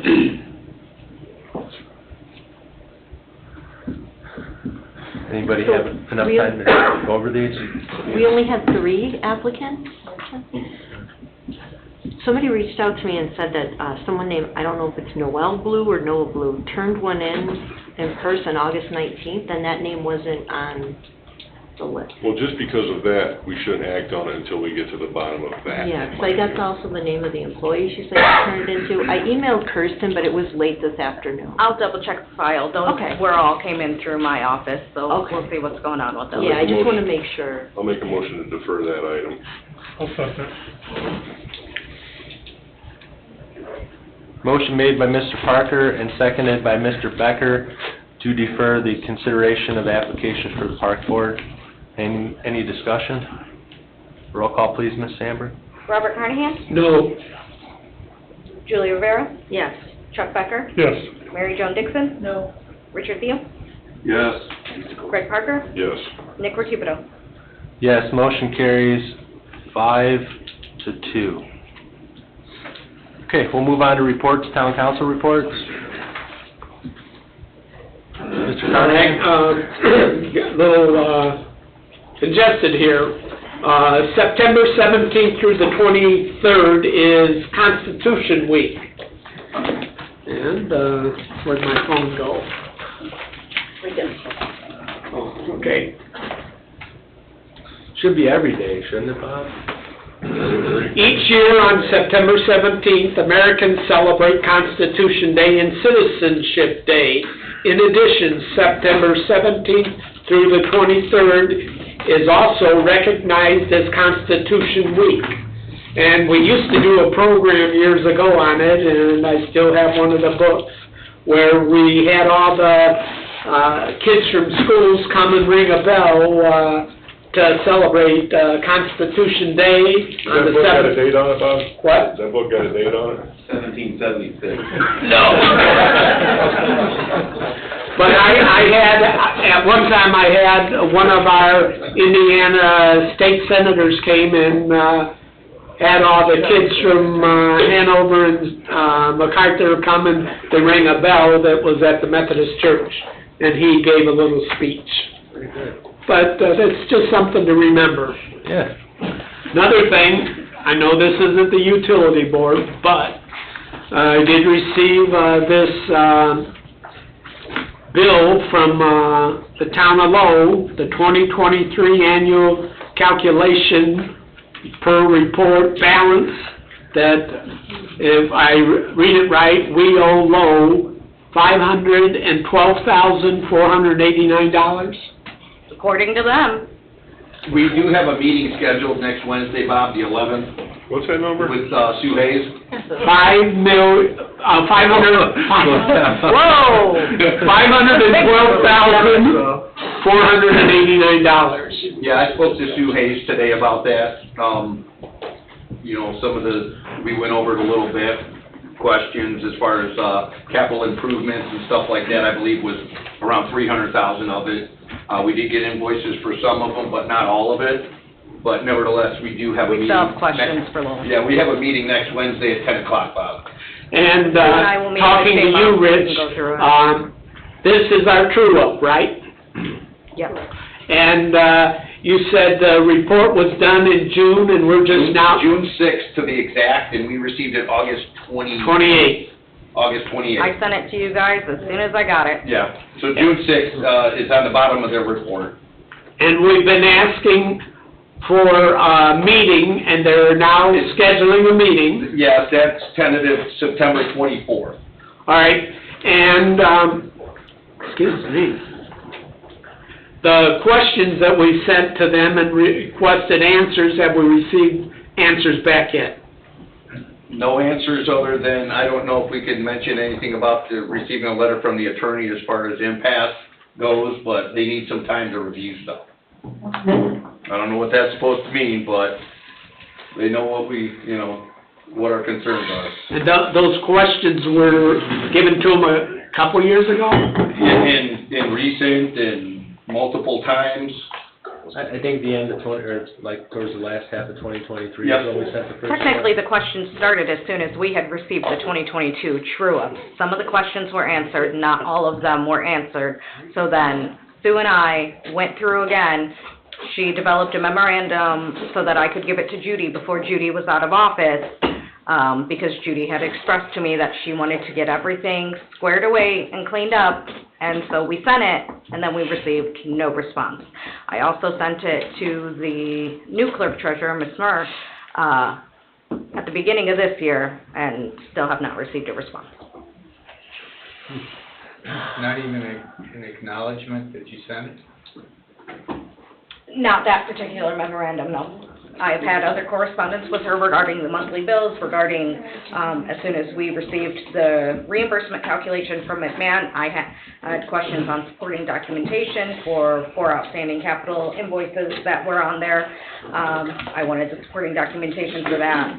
But as Sue and I have discussed, and as we'll discuss with our JMOB members in our meeting next week, there will be some additional information that we will want to request in order to And Sue did clarify some things. Yes, Sue did let me know today that she did start compiling from the last 10 years, I believe, of information as far as certain expenses and stuff like that, discrepancies that she is questioning with shifting of personnel from water to sewer and back to water, I think is most recent. So yeah, a lot of questions again on this one. So. Any other reports, Mr. Carnahan? No, that should round it up. All right, thank you. Any other town council reports? Yeah, I was just gonna mention what Bob was mentioning, so. You got you covered. I just have something that, I'd like to add to the utility board, discussions. So we have 16 months to spend. I can't hear. I can't. We can't. So we have $650,000 from the county ARPA funds that we need to spend in about 16 months by the end of 2025. So I just want to add that as a discussion of what project we're going to use. For water well exploration, drilling, testing, IDEM permitting activities, any water improvement projects for the east side, I'm to understand. So if we can just add that as a discussion for the utility board agenda, I just don't want to lose sight of it and see what ideas maybe Neil has and of what we're going to spend that on, because it's really not a lot of time. Yeah, and according to Don's report, and I don't even know how much this is gonna cost, maybe Tim can chime in, but the Paradise Cove improvements, he was working on a permit for IDEM. I don't even know, I don't even know a dollar amount. I heard it was a lot of money, but I don't know. We did receive the control panel the other day for Robin's Nest, so that's gonna be getting scheduled to put in, and that, the cost for that control panel, the installation and all of those upgrades that money was allocated for that part of it, which I don't remember the exact dollar amount now, but I know that was a chunk of it. For ARPA? But for the county ARPA or for Yes. what Jen distributed? I would have, I think the original discussion was not on ARPA, but I think 1 or 2 meetings after that, there was discussion on changing it to the county ARPA. Sorry, I want to be Since it was specific, the county, allocated not just for ARPA. the east side, we're gonna use that. Spend that first. What kind of cost, do you know what that was? I honestly, Bob, it's been so long since we talked about, I would just be, I can't. We'd have to review your minutes. I can Off understand. the top of my head. Remember, it wasn't a small amount, but, and then we do need to do, there's all kind, we had some, discussion of building a pump house on the east side of the WPM site, and we were up to, I believe, we were up to like $500,000 probably by the time we built the building and put the tank in and did That all site's gotta be fenced too, correct? Gotta be fenced. Yeah, the Do whole. we need property acquisition for that too, No, it would meet the actually be. perimeter I mean, we have requirements? the survey done, and the site plan done in preparation in case we can pull the trigger and do something, and it's between the garage, there where the current garage and the house, so it's basically on the hillside, so that way we can preserve the top of the hill for something in the future, so it'll be kind of built into the hill. But that kind of utilized the kind of area that wasn't good for much else for that, so it just didn't make sense. Do you know, Tim, if the permitting that Don had mentioned in his report, because it mentioned Paradise Cove, was that for that project in particular, or was it for a lesser project? Well, the new permits that we just turned in is for the well, for the upgrades to Robin's Nest. Okay, so nothing to do That with, was the latest thing that was turned in, because when IDEM came here, they told us that we needed a permit to upgrade those pumps or to. You're not gonna have no problem spending that money by December 31st, 2025, right? No. Well, I agree with. You're probably still gonna need more too, right? Well, yeah, probably, but I agree with Julie that we need to make sure that Absolutely. we do Just keep it on the in burner. front of our eyes. Gonna have a plan. As time goes by, it'll blink, but I would say we should not have a problem spending it. okay. Thank you, Julie. Thank you, Tim. Any other town council reports? If not, we'll move on to town attorney, Attorney Austin. No reports. No reports. Clerk treasurer, Ms. Sandberg. Nothing further after budget. Thank you, ma'am. Town manager, Mr. Bundy. Nothing at this time. I'll talk to you guys here in a few minutes about the master plan. Very good. We had discussed. Director of operations, Mr. Kubiak. I have nothing new today, thank you. Thank you. Police department, Chief Brittingham. We had a busy weekend. One of our officers was rear-ended on 41 How's he Sunday doing? night. Is he doing all right? He is. He's just sore, so, he did go to the hospital with, pain. he hit his head, neck and back, but he's still sore, he still has to be released, to come back to work, so he's off for a few days. That was his last shift anyway, for his days off, but luckily, he had just gotten back in his car when he was hit. So, it could have been a lot worse. The car itself, we don't know if it's totaled yet, it was just taken to the body shop. Because it's a 2021 with 40,000 miles on it, it could be salvageable. So that's to be determined. Just a reminder to everyone that not only should you merge over when you see emergency vehicles on the side of the road, but you shouldn't be on your cell phone. Because that could have been a lot worse. And in addition to the crash, the vehicle that hit him crossed over 41 into the oncoming traffic lanes, which could have created a head-on collision. So luckily that didn't occur. And in addition to that, we had a lot there in law enforcement in general in South County. We had the illegal immigrant from Honduras running around, which all of the agencies around assisted, including myself and our agency and our canine. Was out until 1:30 in the morning Saturday night myself, holding perimeters and stuff. So for those that think that that's a joke and would have thought that we would never see this in South Lake County, he was believed to have been dropped off at the truck stop on August 29th. But this isn't his first rodeo either. As of today, it was just released that he's been charged with 5 felonies, including attempted murder. And according to the news, he was deported in 2018 and came back into the country. And then, in addition to that, that same night, Crown Point had a pretty serious incident that resulted in a suicide from a domestic while that was going on. And Newton County had a pursuit that came out of Illinois, back into Illinois, and the Newton County deputy sheriff was shot. And he's in critical condition. So it's quite a weekend.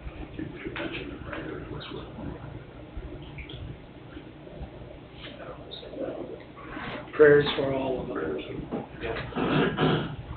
It's become a lot more dangerous with a lot more challenges all the time. Absolutely, yeah. Things that we probably, most of us that have lived here our entire lives, like myself, thought we would never probably see down here. And that guy from Honduras stabbing that 14-year-old girl was on national news today, on Newsmax. Yeah, it should be. Yeah. It should be national news. It's a national problem created by,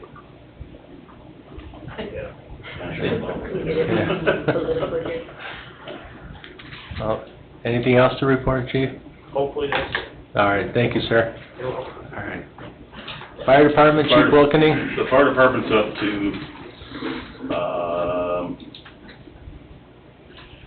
186 calls in July, which puts us at 1,200 calls so far. A statistic that's getting higher every day is our overlapping incidents, for when we go out on one call, we get another one. Was that a typo, that 8 incidents at one time? Nope. That's insane. We just end up mutilating everything, but the situation that happens is once we're taxed out with 2 calls, 42% of the time we don't have anybody covering our community. And in July, you had 52 extra calls that had to be handled by or 52% I believe it was. Yeah. And you indicated that it would be higher probably for the month of August. Do you have that figure? We don't have those numbers in yet. They're just getting calculated, so. Just to let you know, the calls are coming up, they're more frequent and they're more often. We also are down to 1 ambulance right now. We have 1 ambulance, the oldest ambulance in the shop, getting some front-end work done. And unfortunately, the newest ambulance we have has an electrical problem right now. And we have company working on it in the last couple of days. So all second ambulance calls are mutual aided. The good thing is our fire engine, the township engine, is set up as an advanced life support engine, which will go directly to the call and be able to start treatment immediately. We did have a defibrillator fail on a call, one of our older defibrillators that needs to be replaced. I will be bringing a plan to the Board of Safety on replacing that, because we do still have CCD funds left this year for different projects that we could possibly draw money from, which will, per the new unwritten policy, will be coming to you for approval very soon. I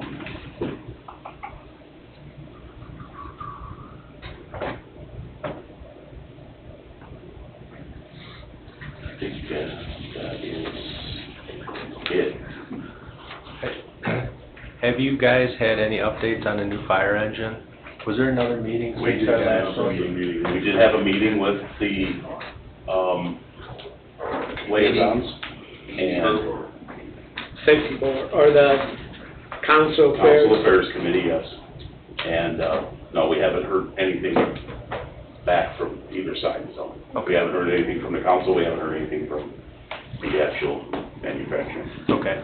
But other than the fact that we didn't get any feedback, so I'm just, you know, the fire engine and the ambulance has to be part of this project. You know, the bonding. Some of the It's very discussion important. was- We gotta get this stuff replaced.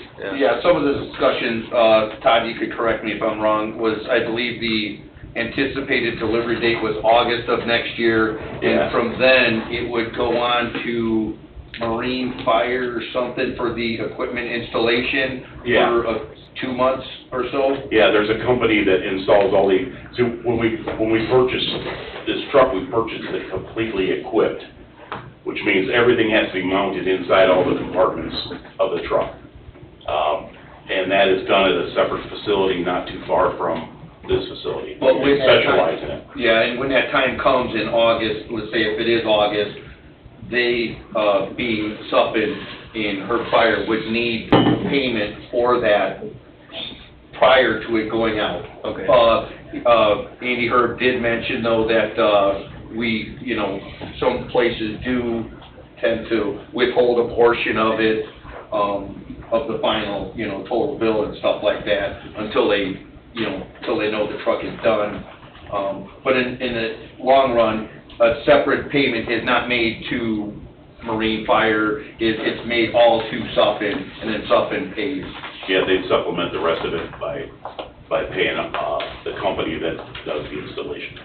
Do we have, now we're talking August, and you're talking September, October for delivery to the town of Cedar Lake possibly, right? Are we getting in that area with that bond timing of the bond? If we get Yeah, another because delay? again, and my question is, what route are you gonna go? If you do decide to move forward with an ambulance as well, are you doing a Sourcewell ambulance? Are you gonna put it out to bid? You know, and then what's that going to look like? If that's gonna be 3+ years, like the truck is turning out to be, then you're in a, We believe we can get an ambulance faster than that. Yeah, we can. then you set your timeline appropriately. It's needed very soon, it really is. Okay. Because In fact, I mean, we can't, the ambulance that we're relying on right now is a 2013. That's our primary ambulance, because of the issue we had. The newest ambulance, the doors keep going, lock, unlock, lock, lock, you can't even get in it, so we have to disconnect the battery just so it stops doing, it's got an electrical gremlin somewhere. Okay. So they came out today, and yes, they came out today to look at it, so. Yeah, you hopefully- said, broken wire probably Yeah. somewhere. Can't work on it, he's not certified. Anything else, chief? I would just like to add to what the police officer heard earlier, in reference to, you know, retention and having personnel. The budget, we haven't even got the second person hired yet this year that we were supposed to hire. So we're in that process right now. So next year, getting 0 additional personnel is not going to obviously help us open the station, but we really need to concentrate on keeping the people we have. I have 6 or 7 people that have applied elsewhere already, and And we're losing one here, which is gonna be a replacement in October. He's going to South Carolina to a department down there. So we have to consider moving on some of the things that the officer said, time off, you know, salaries and benefits and stuff to be able to keep people. Because there's just not a big pool of paramedics out there. We have to streamline our process, and we gotta get these people when we can get them. And the Board of Safety has been we've been working on this stuff for so long that applicants aren't applying to our department. And they're watching these meetings, they're watching the Board of Safety meetings, and I luckily have recruited a guy that worked for us for 7 years and went to paramedic school and just got out of paramedic school and said he wants to come back, but he's got three better offers. And he's still gonna consider coming back because he really loved working here. So, hopefully we can get him. He's a paramedic that knows our community. He's worked part-time for us for 7 years, and, you know, it's kind of a desperate situation out in the paramedic firefighter world because everybody is short people and there just isn't enough people. So what ends up happening is these applicants go to the highest bidder, for lack of better words, you know, or even things as simple as time off readjustments or pension-based readjustments. They're going where they can get the best obvious pension or best obvious benefits and salary. Our salary's not that far off from being very competitive. Our part-time salary needs to be increased a little bit so we can get more part-time people, but we have to move on something soon, council. We are gonna lose more people, and like the police are losing people as well, we gotta start making some decisions to pull the trigger on some benefits and some way of doing it. And I sympathize with everybody else's departments in town needing whatever, but when we have 4 firefighters per shift, 4 firefighter, paramedic, EMTs, and we get 2 calls, and you look at the statistics sitting here right in front of you right now, that, you know, we're getting overlapping calls, and sometimes 3 calls, and sometimes 4 calls. Other communities will stop, you know, they're having the same problem. So we can't rely on other communities to cover all of our calls, the calls that we can't cover. And we try to we help them as well. But at the end of the day, we have to cover our own community, and I'm as much as begging you guys to just take a strong look at this very soon, and hopefully we can come up with a solution. We have some plans out there. You guys have all of them, and I'd like to get some good, strong dialogue going soon so that we can see what's available or what we can do. Okay. Well, like I said earlier, this is my first gander at this budget, so I'm gonna. Yeah, I didn't see it at all, so I don't, you know, tonight's the first night too. Okay. Yeah. All right. Thank you, Chief. All right, thank you. Parks Department, Ms. Ray? I have nothing for the council at this time. Okay.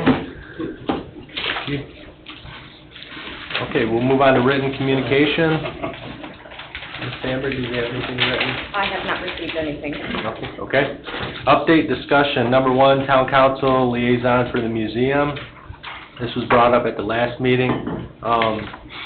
Since the last meeting, and this is for both Jeff and Mindy, I talked with Julie over at the museum, and she's okay with the arrangement that, you know, we're gonna use Jeff. Jeff is the town manager, he's gonna be that guy. I personally don't think we need to add another layer to things with another liaison, so that, if the council's okay with that, I think that would be an appropriate arrangement. That Jeff's gonna do it? Well, I mean, it wouldn't be in a liaison, but he's a town manager, and. But is he gonna have to go to the meeting? No, it wasn't supposed to be any meetings, I don't think. Mindy, you were just looking for somebody that, if the museum came to you, there was issues, conflicts, you had somebody to go to, correct? Right, just in the absence of not having, Mr. Miller, a lot of questions were being directed to me of things, grounds, such like that, which I should probably, which I have deferred to the town manager's office. Okay. And then also the scheduling of like town grounds and coming, you know, making sure that we're all on the same base as far as use and stuff of town grounds. And if that can be executed through the town manager and not a liaison, I'm perfectly fine. I just don't want to leave Julie hanging over it without a go-to for sure. Yeah. I just want to make sure we're not sending him to meetings. No, He's got enough to do. No, there's no set meetings, but when I talked with Julie, she was perfectly fine with that arrangement too, so if you two are okay with that, then, and the council's okay with it, I think we can move on from it. It's fine. Okay. All right, thank you. Very good. Number 2, bond, fire truck, ambulance, street sweeper, and payloader. We had some discussion earlier about this. My opinion is I'd like to get that information from Corby, see what we can afford, and where that'll put us without a tax increase, and go from there. There's no doubt we need these things. Yes, sir. May I suggest that in the pro formas that are going to be developed, that band financing be included, bond anticipation note? You've got different time periods or different needs for the money, and times aren't going to line up. They're not going to show up here on the ground and look for a check on the same day. So it might be of some use getting the financing done at a point certain, but having the funds in the bank to use when you need them. Okay. And finalize the end financing would be at the end of a term, 2 years, 3 years, whatever it is. Okay. Very good. Thank you. Any other discussion on the bond? If not, we'll move on to Resolution 1348, moratorium on land development. This was obviously on the last meeting agenda. We discussed that, how that tied in with the IDEM letter. I don't personally think there's any movement on this right now. I think we gotta wait till after your meeting. Yeah, I agree, Bob. So we'll continue to keep the public updated on that. Number 4, master plan update. Mr. Bungie and I had spoke about this earlier. Sir, you want to take this one? I can. If you guys will scroll down to your chapter or your entry number 13 in your iPads for the, and that shows a PDF file that is our last current update to the master plan. It was done in 2021. The last full comprehensive master plan that was done, I believe, dates back to 2012. And then there also was an interim plan in 18 that explored the moving of the town complex and the Midway Gardens concept for commercial development along the lake shore. I guess if you would open that and if you would scroll down real quick just to page number 10. And for the folks that are here, this information is available on our website. You can download and follow the comprehensive master plan of the town by going to the town, is it the administration page? Yeah, if you go Government, Town Council, Strategic and Comprehensive Plans, and you scroll to the bottom of the page, all 4 plans are on the website. Okay. And it seemed like in the last one, if you're down to page 10, this really is the nuts and bolts of what this update kind of pushed for, strived for. It was basically mostly up and down the Route 41 corridor, basically broken up roughly into 3 phases or 3 districts. There was the main 133rd Avenue intersection district, and then there was a northern district and a southern one, and then there was a future expansion area toward Illinois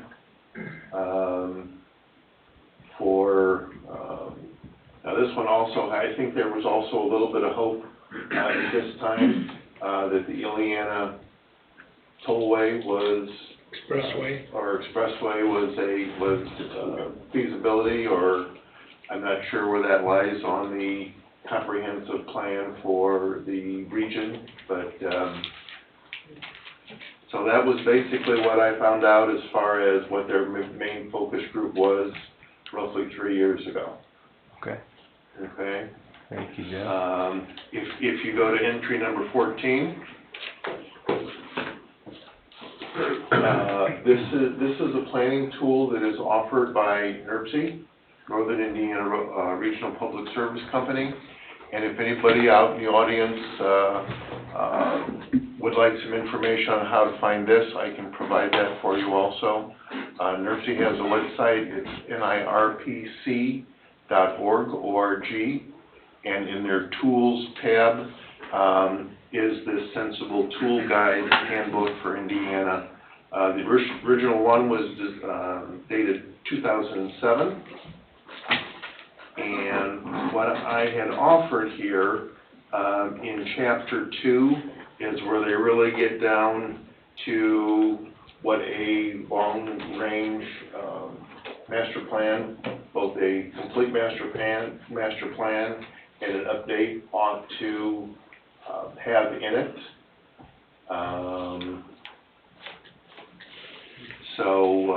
don't know what they think we ought to have in it, but I think we ought to do one that is respectful of the infrastructure or lack thereof that we have currently and the ability to provide going forward, and this does not do that. I agree. Which is insane to me. And on page 22 of this Chapter 2, they talk about kind of a litmus test as far as if you feel you're ready for a comprehensive master plan, either complete or if an update is in order. Pretty much they say a master plan ought to be considered about every 15 years. If you have medium or controlled growth, if you are a faster-growing, faster-paced community as far as growing populations and needs for infrastructure, that should be more on an 8 to 10 year basis. And then it also talks about the frequency for when updates ought to occur. So some of the questions is, are there areas that are in town that should be explored for development without going for annexation?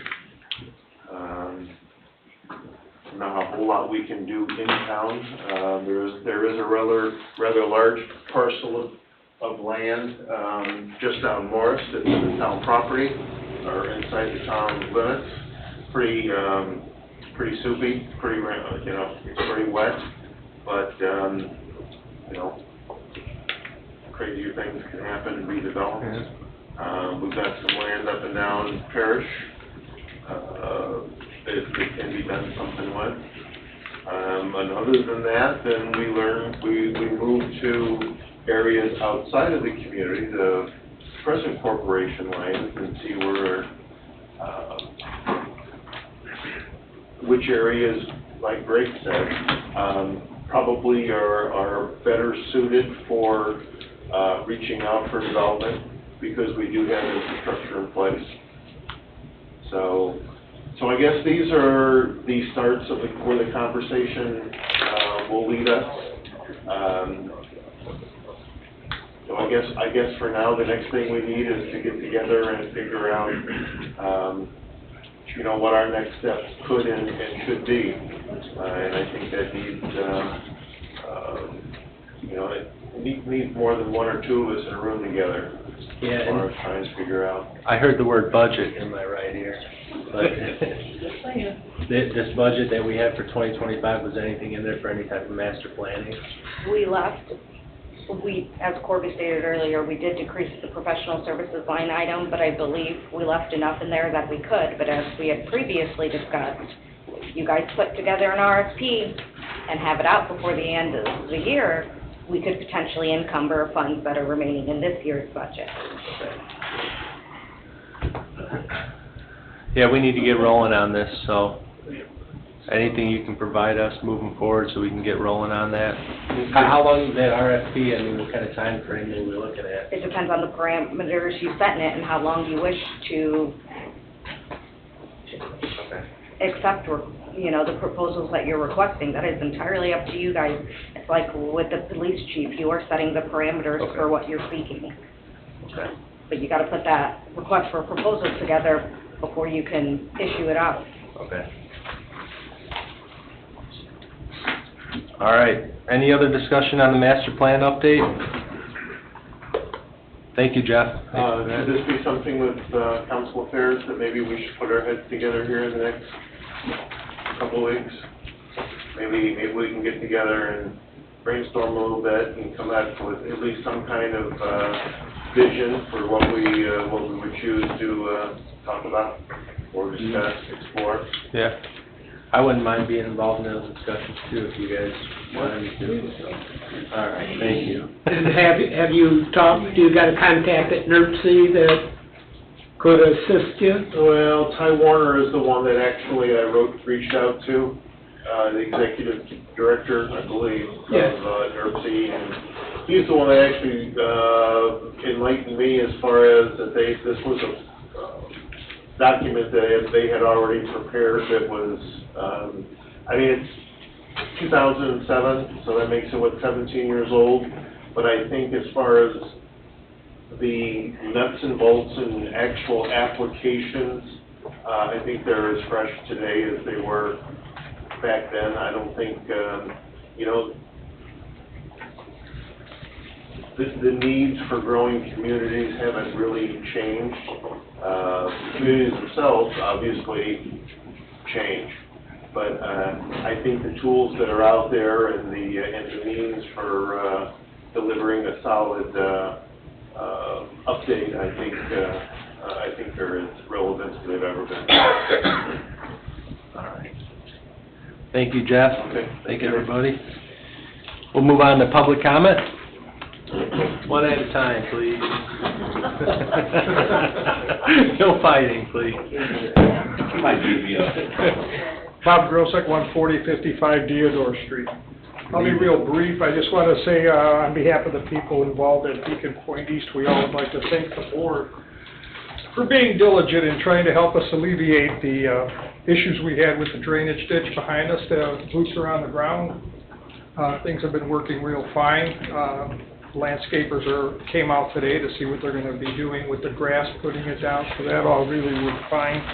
I also want to put on the record, we want to thank the Schilling Development for being diligent and also getting that done too. They expedited it up. They actually weren't supposed to start until today, but they got the pond already almost drained, to where it's at the same level. So I want to give a shout out to Schilling also, so thank you on that. The other point I wanted to bring up, and I talked to the chief here before, was bugaboos. Leaving here on Wednesday nights, the parking on the north side of bugaboos where they play bags is very, very unsafe. I go by there at 20 miles an hour, and the only reason I go there that slow because cars are parked on the north side of bugaboos, on the road there, right next to the bags place. And that's where there's a place where you can cross the street. There's 3 cars that are usually parked there all the time. And if somebody's walking between those 2 cars, you cannot see them at all. So I'd just like to bring that up as a safety issue, that maybe something can be looked at in the future. With those cars parked there, it's very, very difficult. Somebody's going to get hurt. I agree with you, Bob. Okay. Yeah, I've had some time trying to meander through there, and somebody pops out, and I guess, Chief Brittingham, is there anything that we can do about that? I know there's at least one no parking sign there, but... We got some more no parking signs ordered to put along that stretch because there's been quite a few complaints, so... It says parking bugaboos only. Yeah, there's 2 signs on the fence that say bugaboo parking only. Correct. On whose Just fence? on the fence. I've seen it. On whose fence? On the fence where everybody's parking. It says bugaboo parking only. There's no parking lot there. No. No, but So there's 2 signs. It looks like a legitimate, like a no parking sign, but this says bugaboo parking Our also? signs come with a ticket, so I think I like ours better. Yeah. Well, there's no parking adding a ticket in itself. I think if you start towing, Well, this is where Mr. Grosek is talking, literally where the cars park, which typically there's 4, 5 sometimes. Yeah. It, It's very minimal space between the road and the car. Yeah. And if it's a minimal walkway, maybe a little wider than this podium, if somebody pops out between those two cars, even if you're doing 20, you can't see Yeah. because there's a car here and a car right here. Okay. That's all, I'm just trying to bring it up as a safety issue, maybe somebody, to take a look at it and report back, whatever. Okay? Yeah, yes, sir. Tim, Thank there you, is, Bob. there is one no parking sign there by the fence, and it's like, dark and you can't even read it. Yeah, that was an old one. They actually put that one up from, I don't know if it was laying in the ditch or what, but we got some new ones coming in, so they'll be up for the next meeting, so. All right. Okay, thanks a lot. Thank you, Mr. Grosek. Thanks. Yep. All right, next, please. Anyone like to speak for public comment? Yeah, again, Dean Wilkening, 15011 Euclid Street. Hello? To go back to what I was saying earlier is, I lived with a person that worked at South County. She was promised all this good training like county does. County puts you through simulators. Southcom does not. It's sit here and watch me. Okay, she would come home crying at night because she wasn't understanding what they were doing. Okay, so that also puts a safety factor of the firefighters and the police force that are using that PSAP center. Okay, and myself as I was a deputy chief or assistant chief sitting in that command vehicle, now I have to talk to 2 PSAP centers. It becomes a safety issue. You have to have complete silence to find out who's talking to you, and then remember which microphone is hooked up to who. Okay? It becomes a burden, Greg. It really does. We are going to agree to disagree. I respect you on that. Okay? But please hear my cries about this. Okay? This person would come home and literally just be totally befuddled because of the lack of training that is going on there. Okay? County puts you through, I believe, 12 weeks of a simulation before you even hit the floor of answering phone calls. She was there 2 days, and she was answering phone calls and had no clue what was going on. So me as a firefighter or the police officer that's out on the street, I don't want that. I don't want that kind of training. I want professional training. Okay? So I know we're not... have you expressed your concerns to the people that run Southtown? I have. Unheard. Fell on deaf ears? Fell on deaf ears. Hey, can we get a meeting with those folks? So, I'm just telling you. And the car issue that they brought up, the car was not off the road. The car was actually about 12 inches on the road, and there would have been no way you would have got a fire truck or an ambulance or a squad car between the sign that says, stop for pedestrians and that car. Down by Bugaboos? Yes, sir. Yeah. I almost took the mirror off, my other mirror off, by squeezing through there. especially if the truck parks there. Right. This is just a little car, and he was over the white line. Yeah. So I just wanted to reiterate what I said earlier, and I have very good inside information. That meeting, I'd welcome that meeting. Thank you, Mr. Wilkins.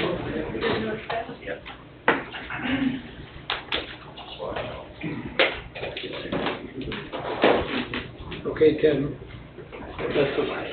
Hi, my name is Mark Picaro. I am from Sunset Harbor Condo Association, 13300 Lakeshore Drive. I was here maybe May 21st for a meeting, and it was in regards to the installation of a guardrail. And about 6 hours later, 3 or 4 o'clock in the morning, we had another car crash through the gates. So there has been some markings. Public Works came out and marked where they think there should be a guardrail. I've spoken to Tim about it before, or since then. And we think it should extend maybe another 20 or 25 feet towards Sandbar.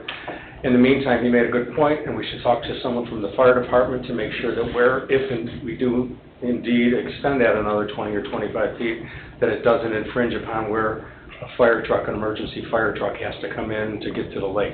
So I just, A, wanted to keep it on the radar, saying that, I didn't want it to fall off the radar, and B, when the meeting's over, I want to get together with the people from the fire department as well as Public Works, to see when we can have everyone come out there and talk it out and say, this is where we should put it and this is where we shouldn't put it, so. Yeah, we got a proposal, a couple weeks ago, Tim, but then there were some tweaks that were needed, as this gentleman said, so we're getting a And little. Rich and I both met Nick out there to look at the entrance to the gate and previously, so. Yeah. I don't know that the 20 to 25 feet that he's requesting is gonna work out for the access to for the fire gate, just due to the fact of getting a big truck in there, but, right now, the proposed area, kinda with the pole there and the rail east, doesn't make the space any smaller to get into, you know, without, Nick seemed to think, I mean, getting a big truck through the gate, because they gotta go straight west, you know, through along that fence, is kind of a tight turn, but, So you're thinking that's as far as we can go? probably, according to them, yes. And I'd also like to remind you that all those, boat lifts that you guys stack in that lane every single year, Oh, I'm not aware that they're stacked in that one, but. yeah, have blocked it in the last few years. We always have to call and have them all removed again, so please remind whoever takes them out, that lane has to stay open. That's our only access to the lake right there Okay. on that side of the side of the condo, so that we can pump water to the other side of the condos if there's a fire. Okay. Okay? Great. Thank you. Good enough. Thank you, sir. And Tim, the cost was what, about $17,000? Correct, yeah. And Jen, do we have any avenues of getting money to cover that? Not in this year's budget unless you take away from other line items. So wait till next year is the answer? I think we need to come up with a solid plan first, If so somebody drives through it, doesn't the insurance cover it? if you can get them, If they have insurance. yeah. And that's the problem in this case, is the guy that drove through wasn't the owner of the vehicle. He was the owner's friend who was driving through, and the guy had limited, minimal insurance limits that didn't cover not only the fence, but the 3 other cars that it damaged. So he went through, you know, probably going 50 or 60 miles an hour. Total 2 cars and damaged 1, right? Right, yes. Not about the property damage, it's about safety. Right. Yeah, it's way more about that. If that happened during daylight hours, it could have been, you know, tragic. Mhm. You guys make that decision, but I'm just here to give you our side of it. Okay. Okay? Thank you, sir. Thank you very much for coming.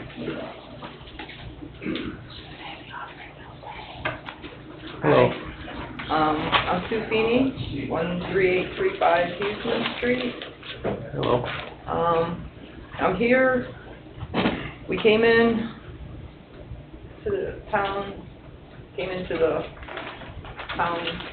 public office, whatever. Town hall, yeah. Town hall, I couldn't think of it, sorry, I'm nervous. Don't be nervous, Podium. don't be Wow. nervous, don't be nervous. We came into the town hall Friday with an issue. My neighbor's Bob Fleming. He lives at 13839 Houston Street.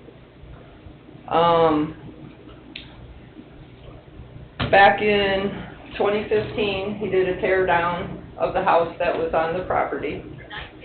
My mom was still alive. She had onset dementia. I was down in Florida.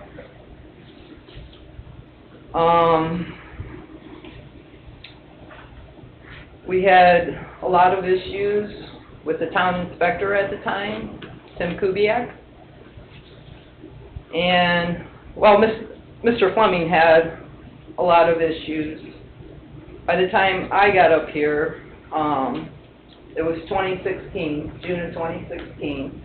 And I'm saying this because I was pulling up paperwork, because this was 8 years ago, and I found a message I had sent to Mr. Carnahan over the issues I was having, trying to get control over the decisions being made on my property now.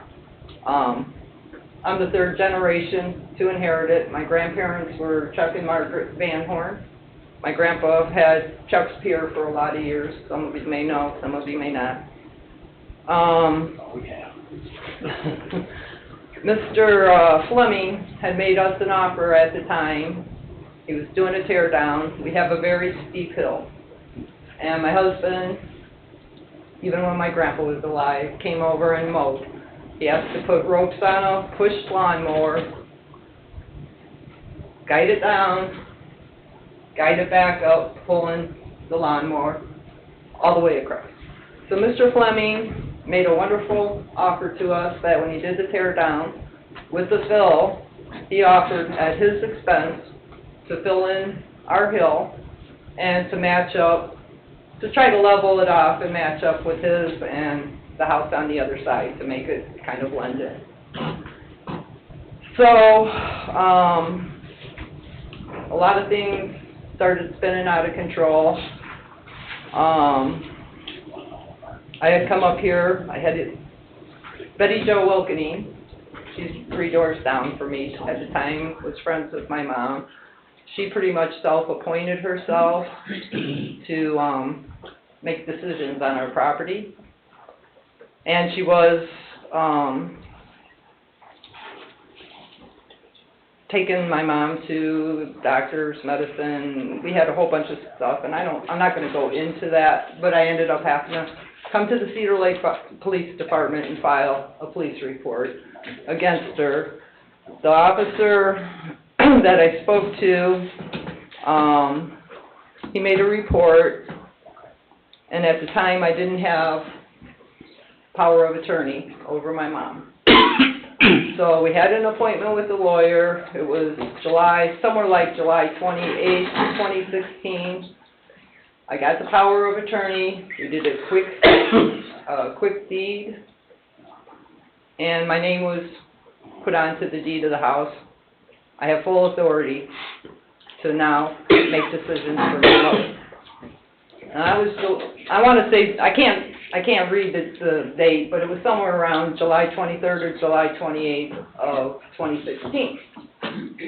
So, back to Mr. Fleming offering to fill in his hill. I came over here to the town hall, which I told you, I spoke to the police officer, he filed a report. I come across the hallway. I don't know who the town manager was back then, and I think the girl's name was Tammy. I think she was his assistant. And so I leave a note with Mr. Kubiak to please call me. Nobody has any authority to make any decisions on our property, except me at this point. So I don't get a call back. Or I left a note, I didn't get a call. I came back, turned in my power of attorney and everything.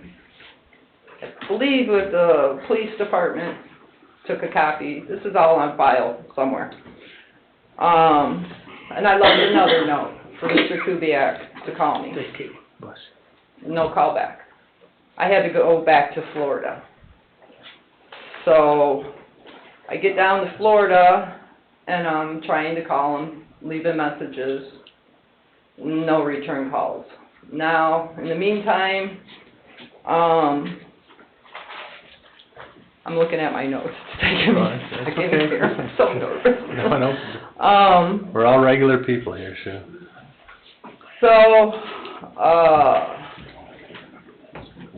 I send Mr. Carnahan a message on Facebook explaining my whole situation. I went into more detail than I probably needed to, and how do I get Tim Kubiak to respond to me? So, Mr. Carnahan apparently passed the message on to Tim Kubiak. I sent this message to Bob September 13th. This is how long it took me. Mr. Carnahan passed the message on to Mr. Kubiak.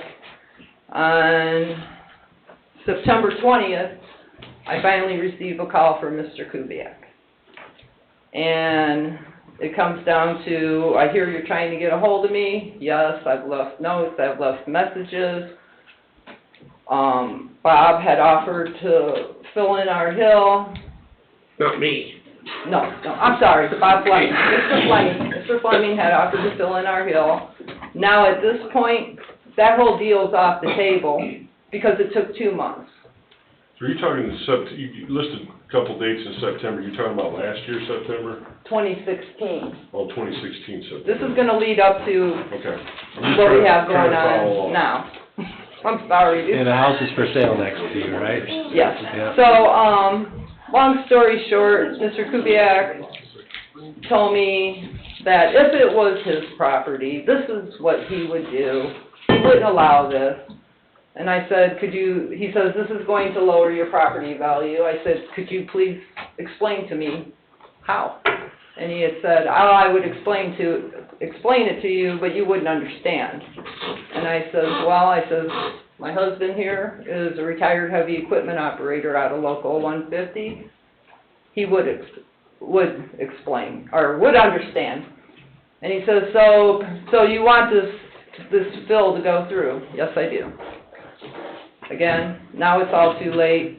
The yard's been sodded. I gotta look at my notes.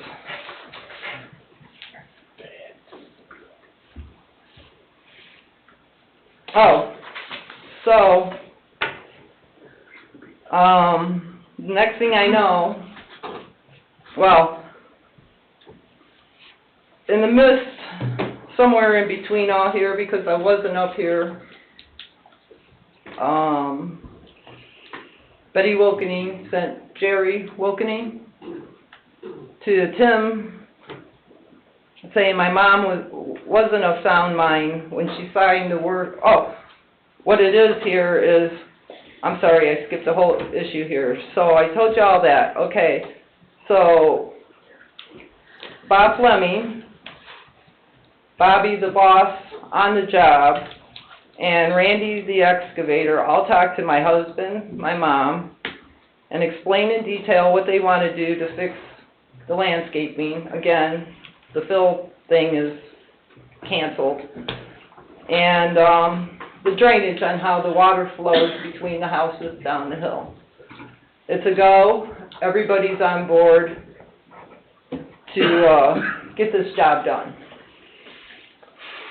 Next thing I know, I get a call that Betty sent Jerry to Kubiak saying my mom wasn't of sound mind when she signed the work authorization, and they shut everything down again.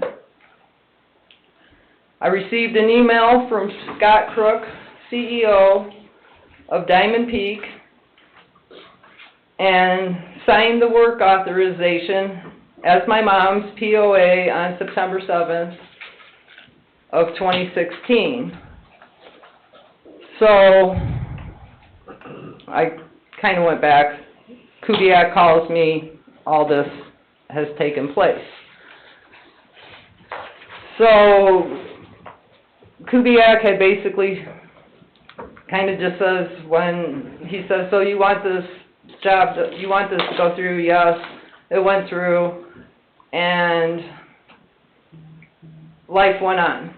So 8 years later, my neighbor, Bob Fleming, or actually it was just a few weeks ago, which is 8 years later, Bob Fleming puts his house on the market for sale. I get a message from a friend that's a realtor with the GIS survey showing our boundary. Mr. Fleming had put a fire pit in, nice fire pit, expensive fire pit in 2 years ago. So my friend the realtor has a client interested in Mr. Fleming's house. He pulls up the GSI image, and it's showing that our boundary line is running straight through the fire pit. Yeah, right through the center. Kind of the center. And the fire pit's 7 feet into our yard now. And I'm going to let my husband take the podium, because I don't understand the variance and the other stuff. Yes, ma'am. Sorry for the stuttering. We're gonna need his name and address for the record too, though, to start. He's gonna have to. He's gonna have to. Oh, okay. You have to Thank say you. your name and address for the record to start. Thank you. Thank you. Chuck Feeney, I'm her husband. I live at 13835 Hughesman Street. Can I show these pictures to you guys? Yes, sir. This is sort of like what she's talking about, it's pretty self-explanatory. And if you guys would, pay attention to this side of the house, the roof. Bob Fleming applied for a variance for 5 foot on each side of his property to build this house. It's a huge house, you'll see. The contractor that he hired did not follow the blueprints. He built the house. The lots, all these lots are 50-foot wide lots, 200-foot long from Hughesman Street down to the lake. They all go on an angle. He built his house straight, which put it right into the property line. Instead of following the angle of the lot, he built the house straight. So the lake side of his house is right on the property line. The back side of the house towards the road is 4 foot off the property line. He never followed the variance of the 5 foot anywhere. The builder. On the building. Now, the contractor that built this built it wrong. The inspector that came out agreed with the contractor to let this go. Mr. Fleming says to me he had no idea that this ever happened, but yet there was a modification on the roof so that the roof did not go over the boundary. You can see that property line.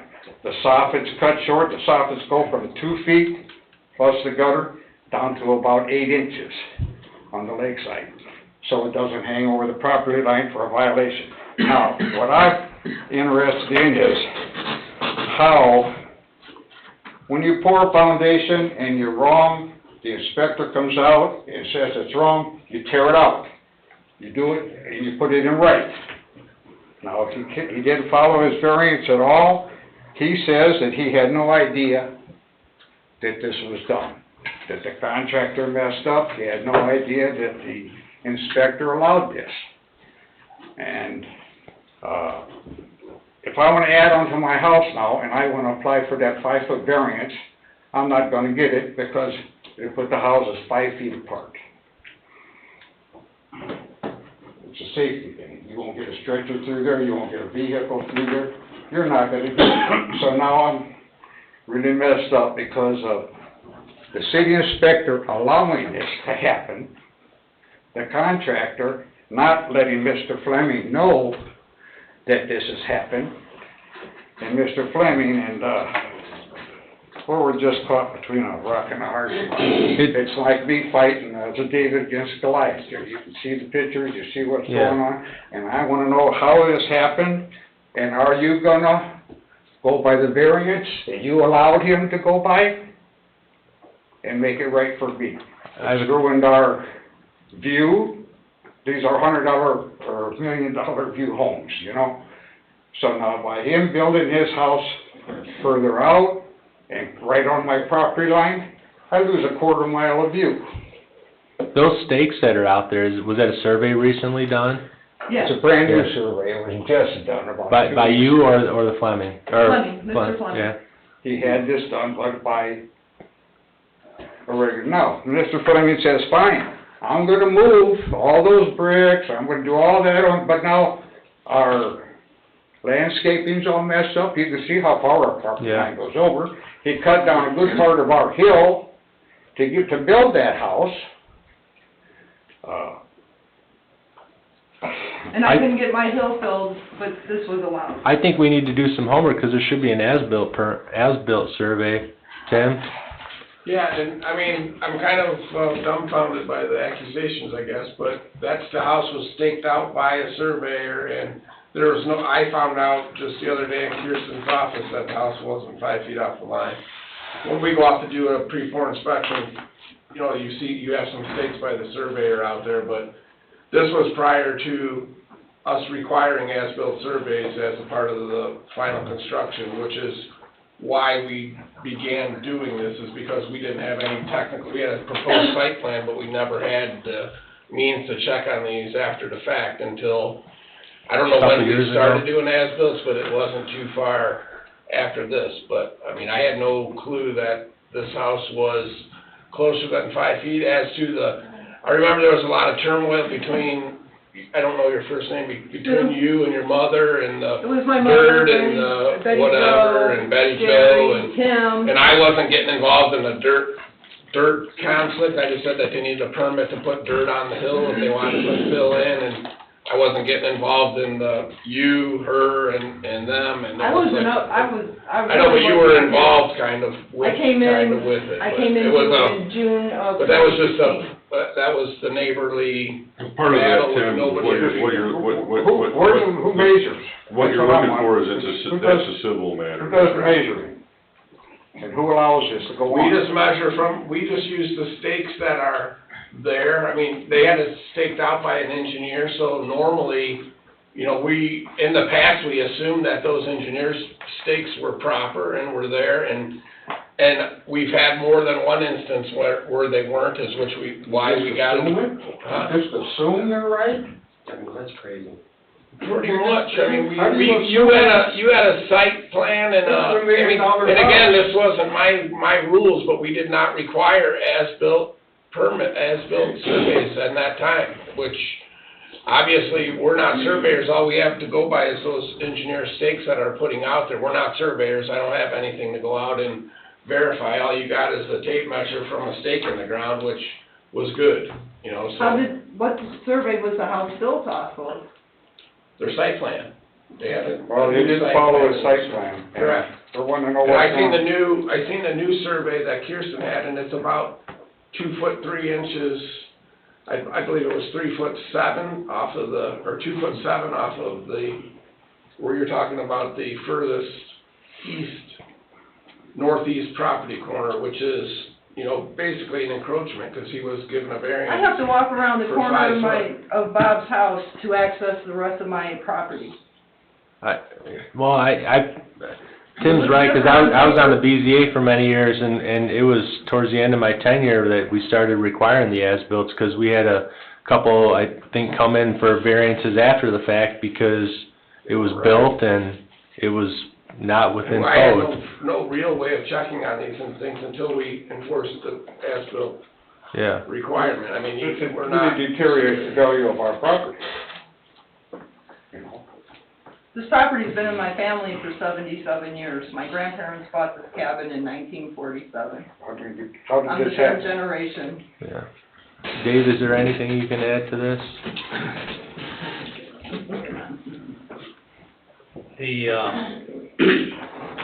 Greg, you're right, this is a civil issue between neighbors as it pertains to impact on the encroachment and trespass by Mr. Fleming and or his family into your property.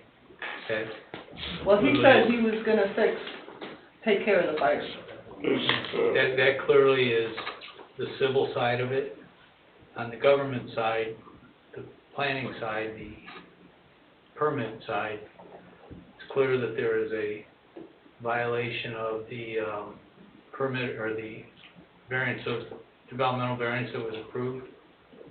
And Is that enforceable 8 years later? though? well, that's part of the problem. That's what weighs in here as to what took so long. What took so long? We were in Florida at the time. We lived in Florida, and her mom was up here by herself. Now, any reasonable person would have never allowed something like this to happen. And that's my point. That's what somebody will say in court. We weren't there to see it happen. We assumed everything Was measured out and done right. We would have never known anything about this if Mr. Fleming wouldn't have put his house up for sale and had a surveyor come out and survey. So if this would have went 3 more years, he'd have got away with it. 10 years, we'd have been screwed. You're not in great shape right now either. No, exactly, you're right. So- You're right, and why? Because an inspector did not do his job. That's why. And because a contractor did not change and tear down he let something pass that he should have never let pass. Mr. Feeney, there's some things that happened here. I mean, we started getting bombarded by these people that moved here, most of them from Illinois, and decided they wanted to erase the old and build these big fancy new houses on the water. And it happened in such a way that we didn't necessarily have the tools to deal with it at the time. I think that's fair. That's spot on. Now, Things people come in here and involved. ask for a variance, and a variance gets granted, it gets granted based on the information that they typically provide. And we require professionals to create that information, and that's what we have to rely on. I don't think anybody would do something like, it irritates me that particularly on the lakefront, that they try to squeeze in these big giant houses where the area really wasn't designed for that. But the fact of the matter is that's the environment we've been in here for a while, and I just don't know what we do about it after all this time passes. This is a historical site, you know, this place has been on this lake since 1940. This house, my grandparents 1924. are in the, Images of America Cedar Lake book. Yeah, and I don't disagree with you, it's unfortunate, particularly, I mean, I'm gonna fall short of calling it an encumbrance, the fire pit definitely is an encumbrance, but I just don't know what we do about it after all this time. I mean... What is the time limit? Is there a limit, is statute of limitations? I think the statute of limitations is 10 years. I suppose that This was has been 7. I don't think it is 10, I think judge. it's 6, but I think it's 6. But I have to check on exactly I what the Googled area is it and before it we came go up there. 10, but that's if Google's right. Our main question is the city gonna do anything about the fact that the man did not follow through on his variance commitment? You allowed him to do this, and he didn't follow through in a true manner. Do we have a leg to stand on it? So now we're Yeah, screwed. we do, and unfortunately for the folks, we have immunities in the statute, and I'm not trying to divert the town's involvement here, but there are immunities that protect the town. Does that mean we do not enforce the land use petition that was approved? Maybe not. We need to really review the records and our file on this, so we can have the details and make an assessment. I don't know what was in that public hearing that gave you and your wife or the Flemings, the setback, the variance, developmental variance. It's right there Yeah, they on the got- podium. It might be, we don't have it, we didn't see it before I pulled it tonight. off the town website. I'm sure you did now. But Dave's gonna have to go and look through this and give us a legal opinion. Yeah, it I needs don't know to be anything looked at. about it. Yeah, I feel sorry for you. You know, So- if you saw Have my you been in- property, it's, Have you been in dialogue with, Mr. Fleming? Have you been Mr. talking- Fleming said he had absolutely no idea that yes, Mr. the Fleming company, was the flying in. construction company built it wrong, Tried to come. nor did he have any idea that it was wrong and passed. He didn't know that his house infringed on this property. He didn't know that the fire pit was on our property until he got in a Do you have, sir, do you have the property survey. Mr. Austin's asking you a He had no question. idea. Yes, sir, what? Do you have a current survey? You just got a new one. He just got a brand new one, within the last 2 weeks. And we He have, submitted it You to the should town. have- Mr. Fleming? did- Yes. Okay. He owns that survey, it's his. We've been but he waiting doesn't for an have to give answer. it. We have it. We're supposed to get a Oh, call you have it? Friday over this. Tim says he has a survey. Yeah, we have it. Yeah, Well, I mean, that's a place to start. It's not like they didn't know they were wrong because they changed the plans on the road. Well, they had to know that they were over the property line. Exactly. Because the- So why didn't they and all this other mumble jumble. tear the foundation out at the beginning? They were wrong. It was allowed to go through. If they wouldn't allowed it to go through, he would have changed the foundation and made it accordingly to your plans, according to the variance, but he didn't do that. I never knew it was not right until 3 days ago. Well, Well, we didn't know it wasn't right till. neither did the owner, Right, apparently. 2 weeks There was ago. somebody I mean, that didn't there know. was never any, I mean, I wouldn't have let something like that go, and I never knew, and I don't believe that anybody ever knew until Somebody let it go. the other day.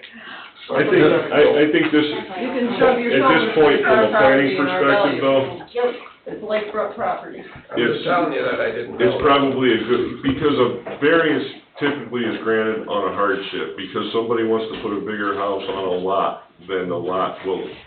You can see open space.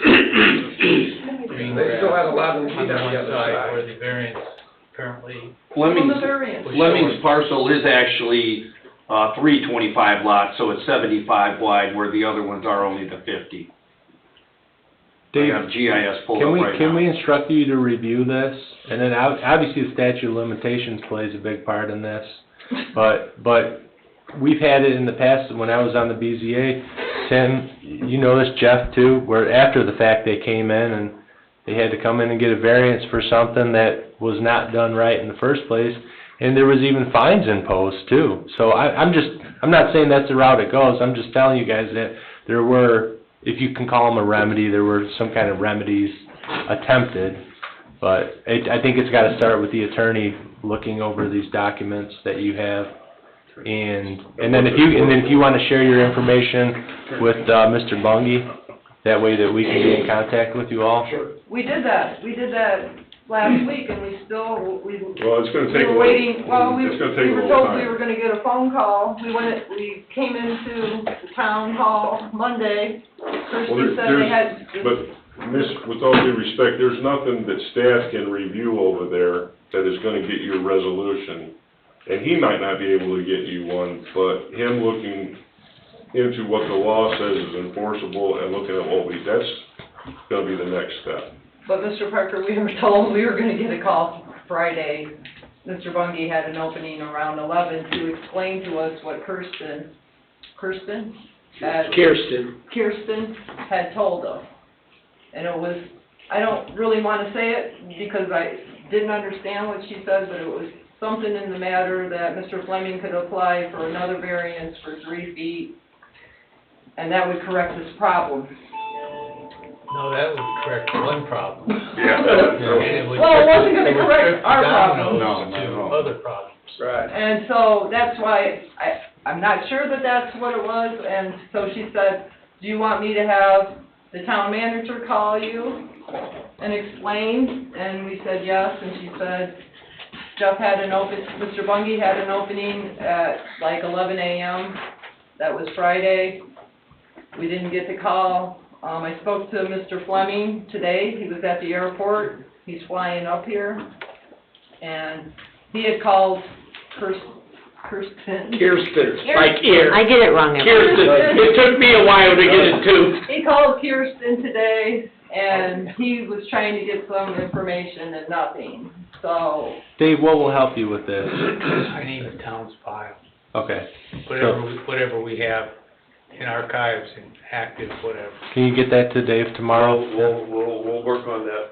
Okay. Yep. All right. And the reason why you didn't get back with me, I didn't realize Tim was not in the office on Friday, so I had nothing really to report to you folks. it was just her, because what she told us, we wasn't understanding. And she had said, do you want me to have Jeff call you? He's got an opening like around 11 and explain it to you, and we said yes. And then we never heard anything, and that's why we're here tonight. Okay. Well, it won't end here, it just starts here. So I thank you all for coming tonight. Thank you All for right. listening, sorry I was a little confusing. It's okay, it's all right. Okay. Thank you. Here's your Thank phone. you. Do you want to keep them? Anyone else here for public comment? Probably wouldn't hurt. You can keep them. Last call, public And comment? it's good to see you in person. Same here, Bob. All right. Anybody online, Ms. Amber? No hands are raised. Okay. Public comment is now closed. Our next meeting is Tuesday, September 17th, 2024 at 7 p.m.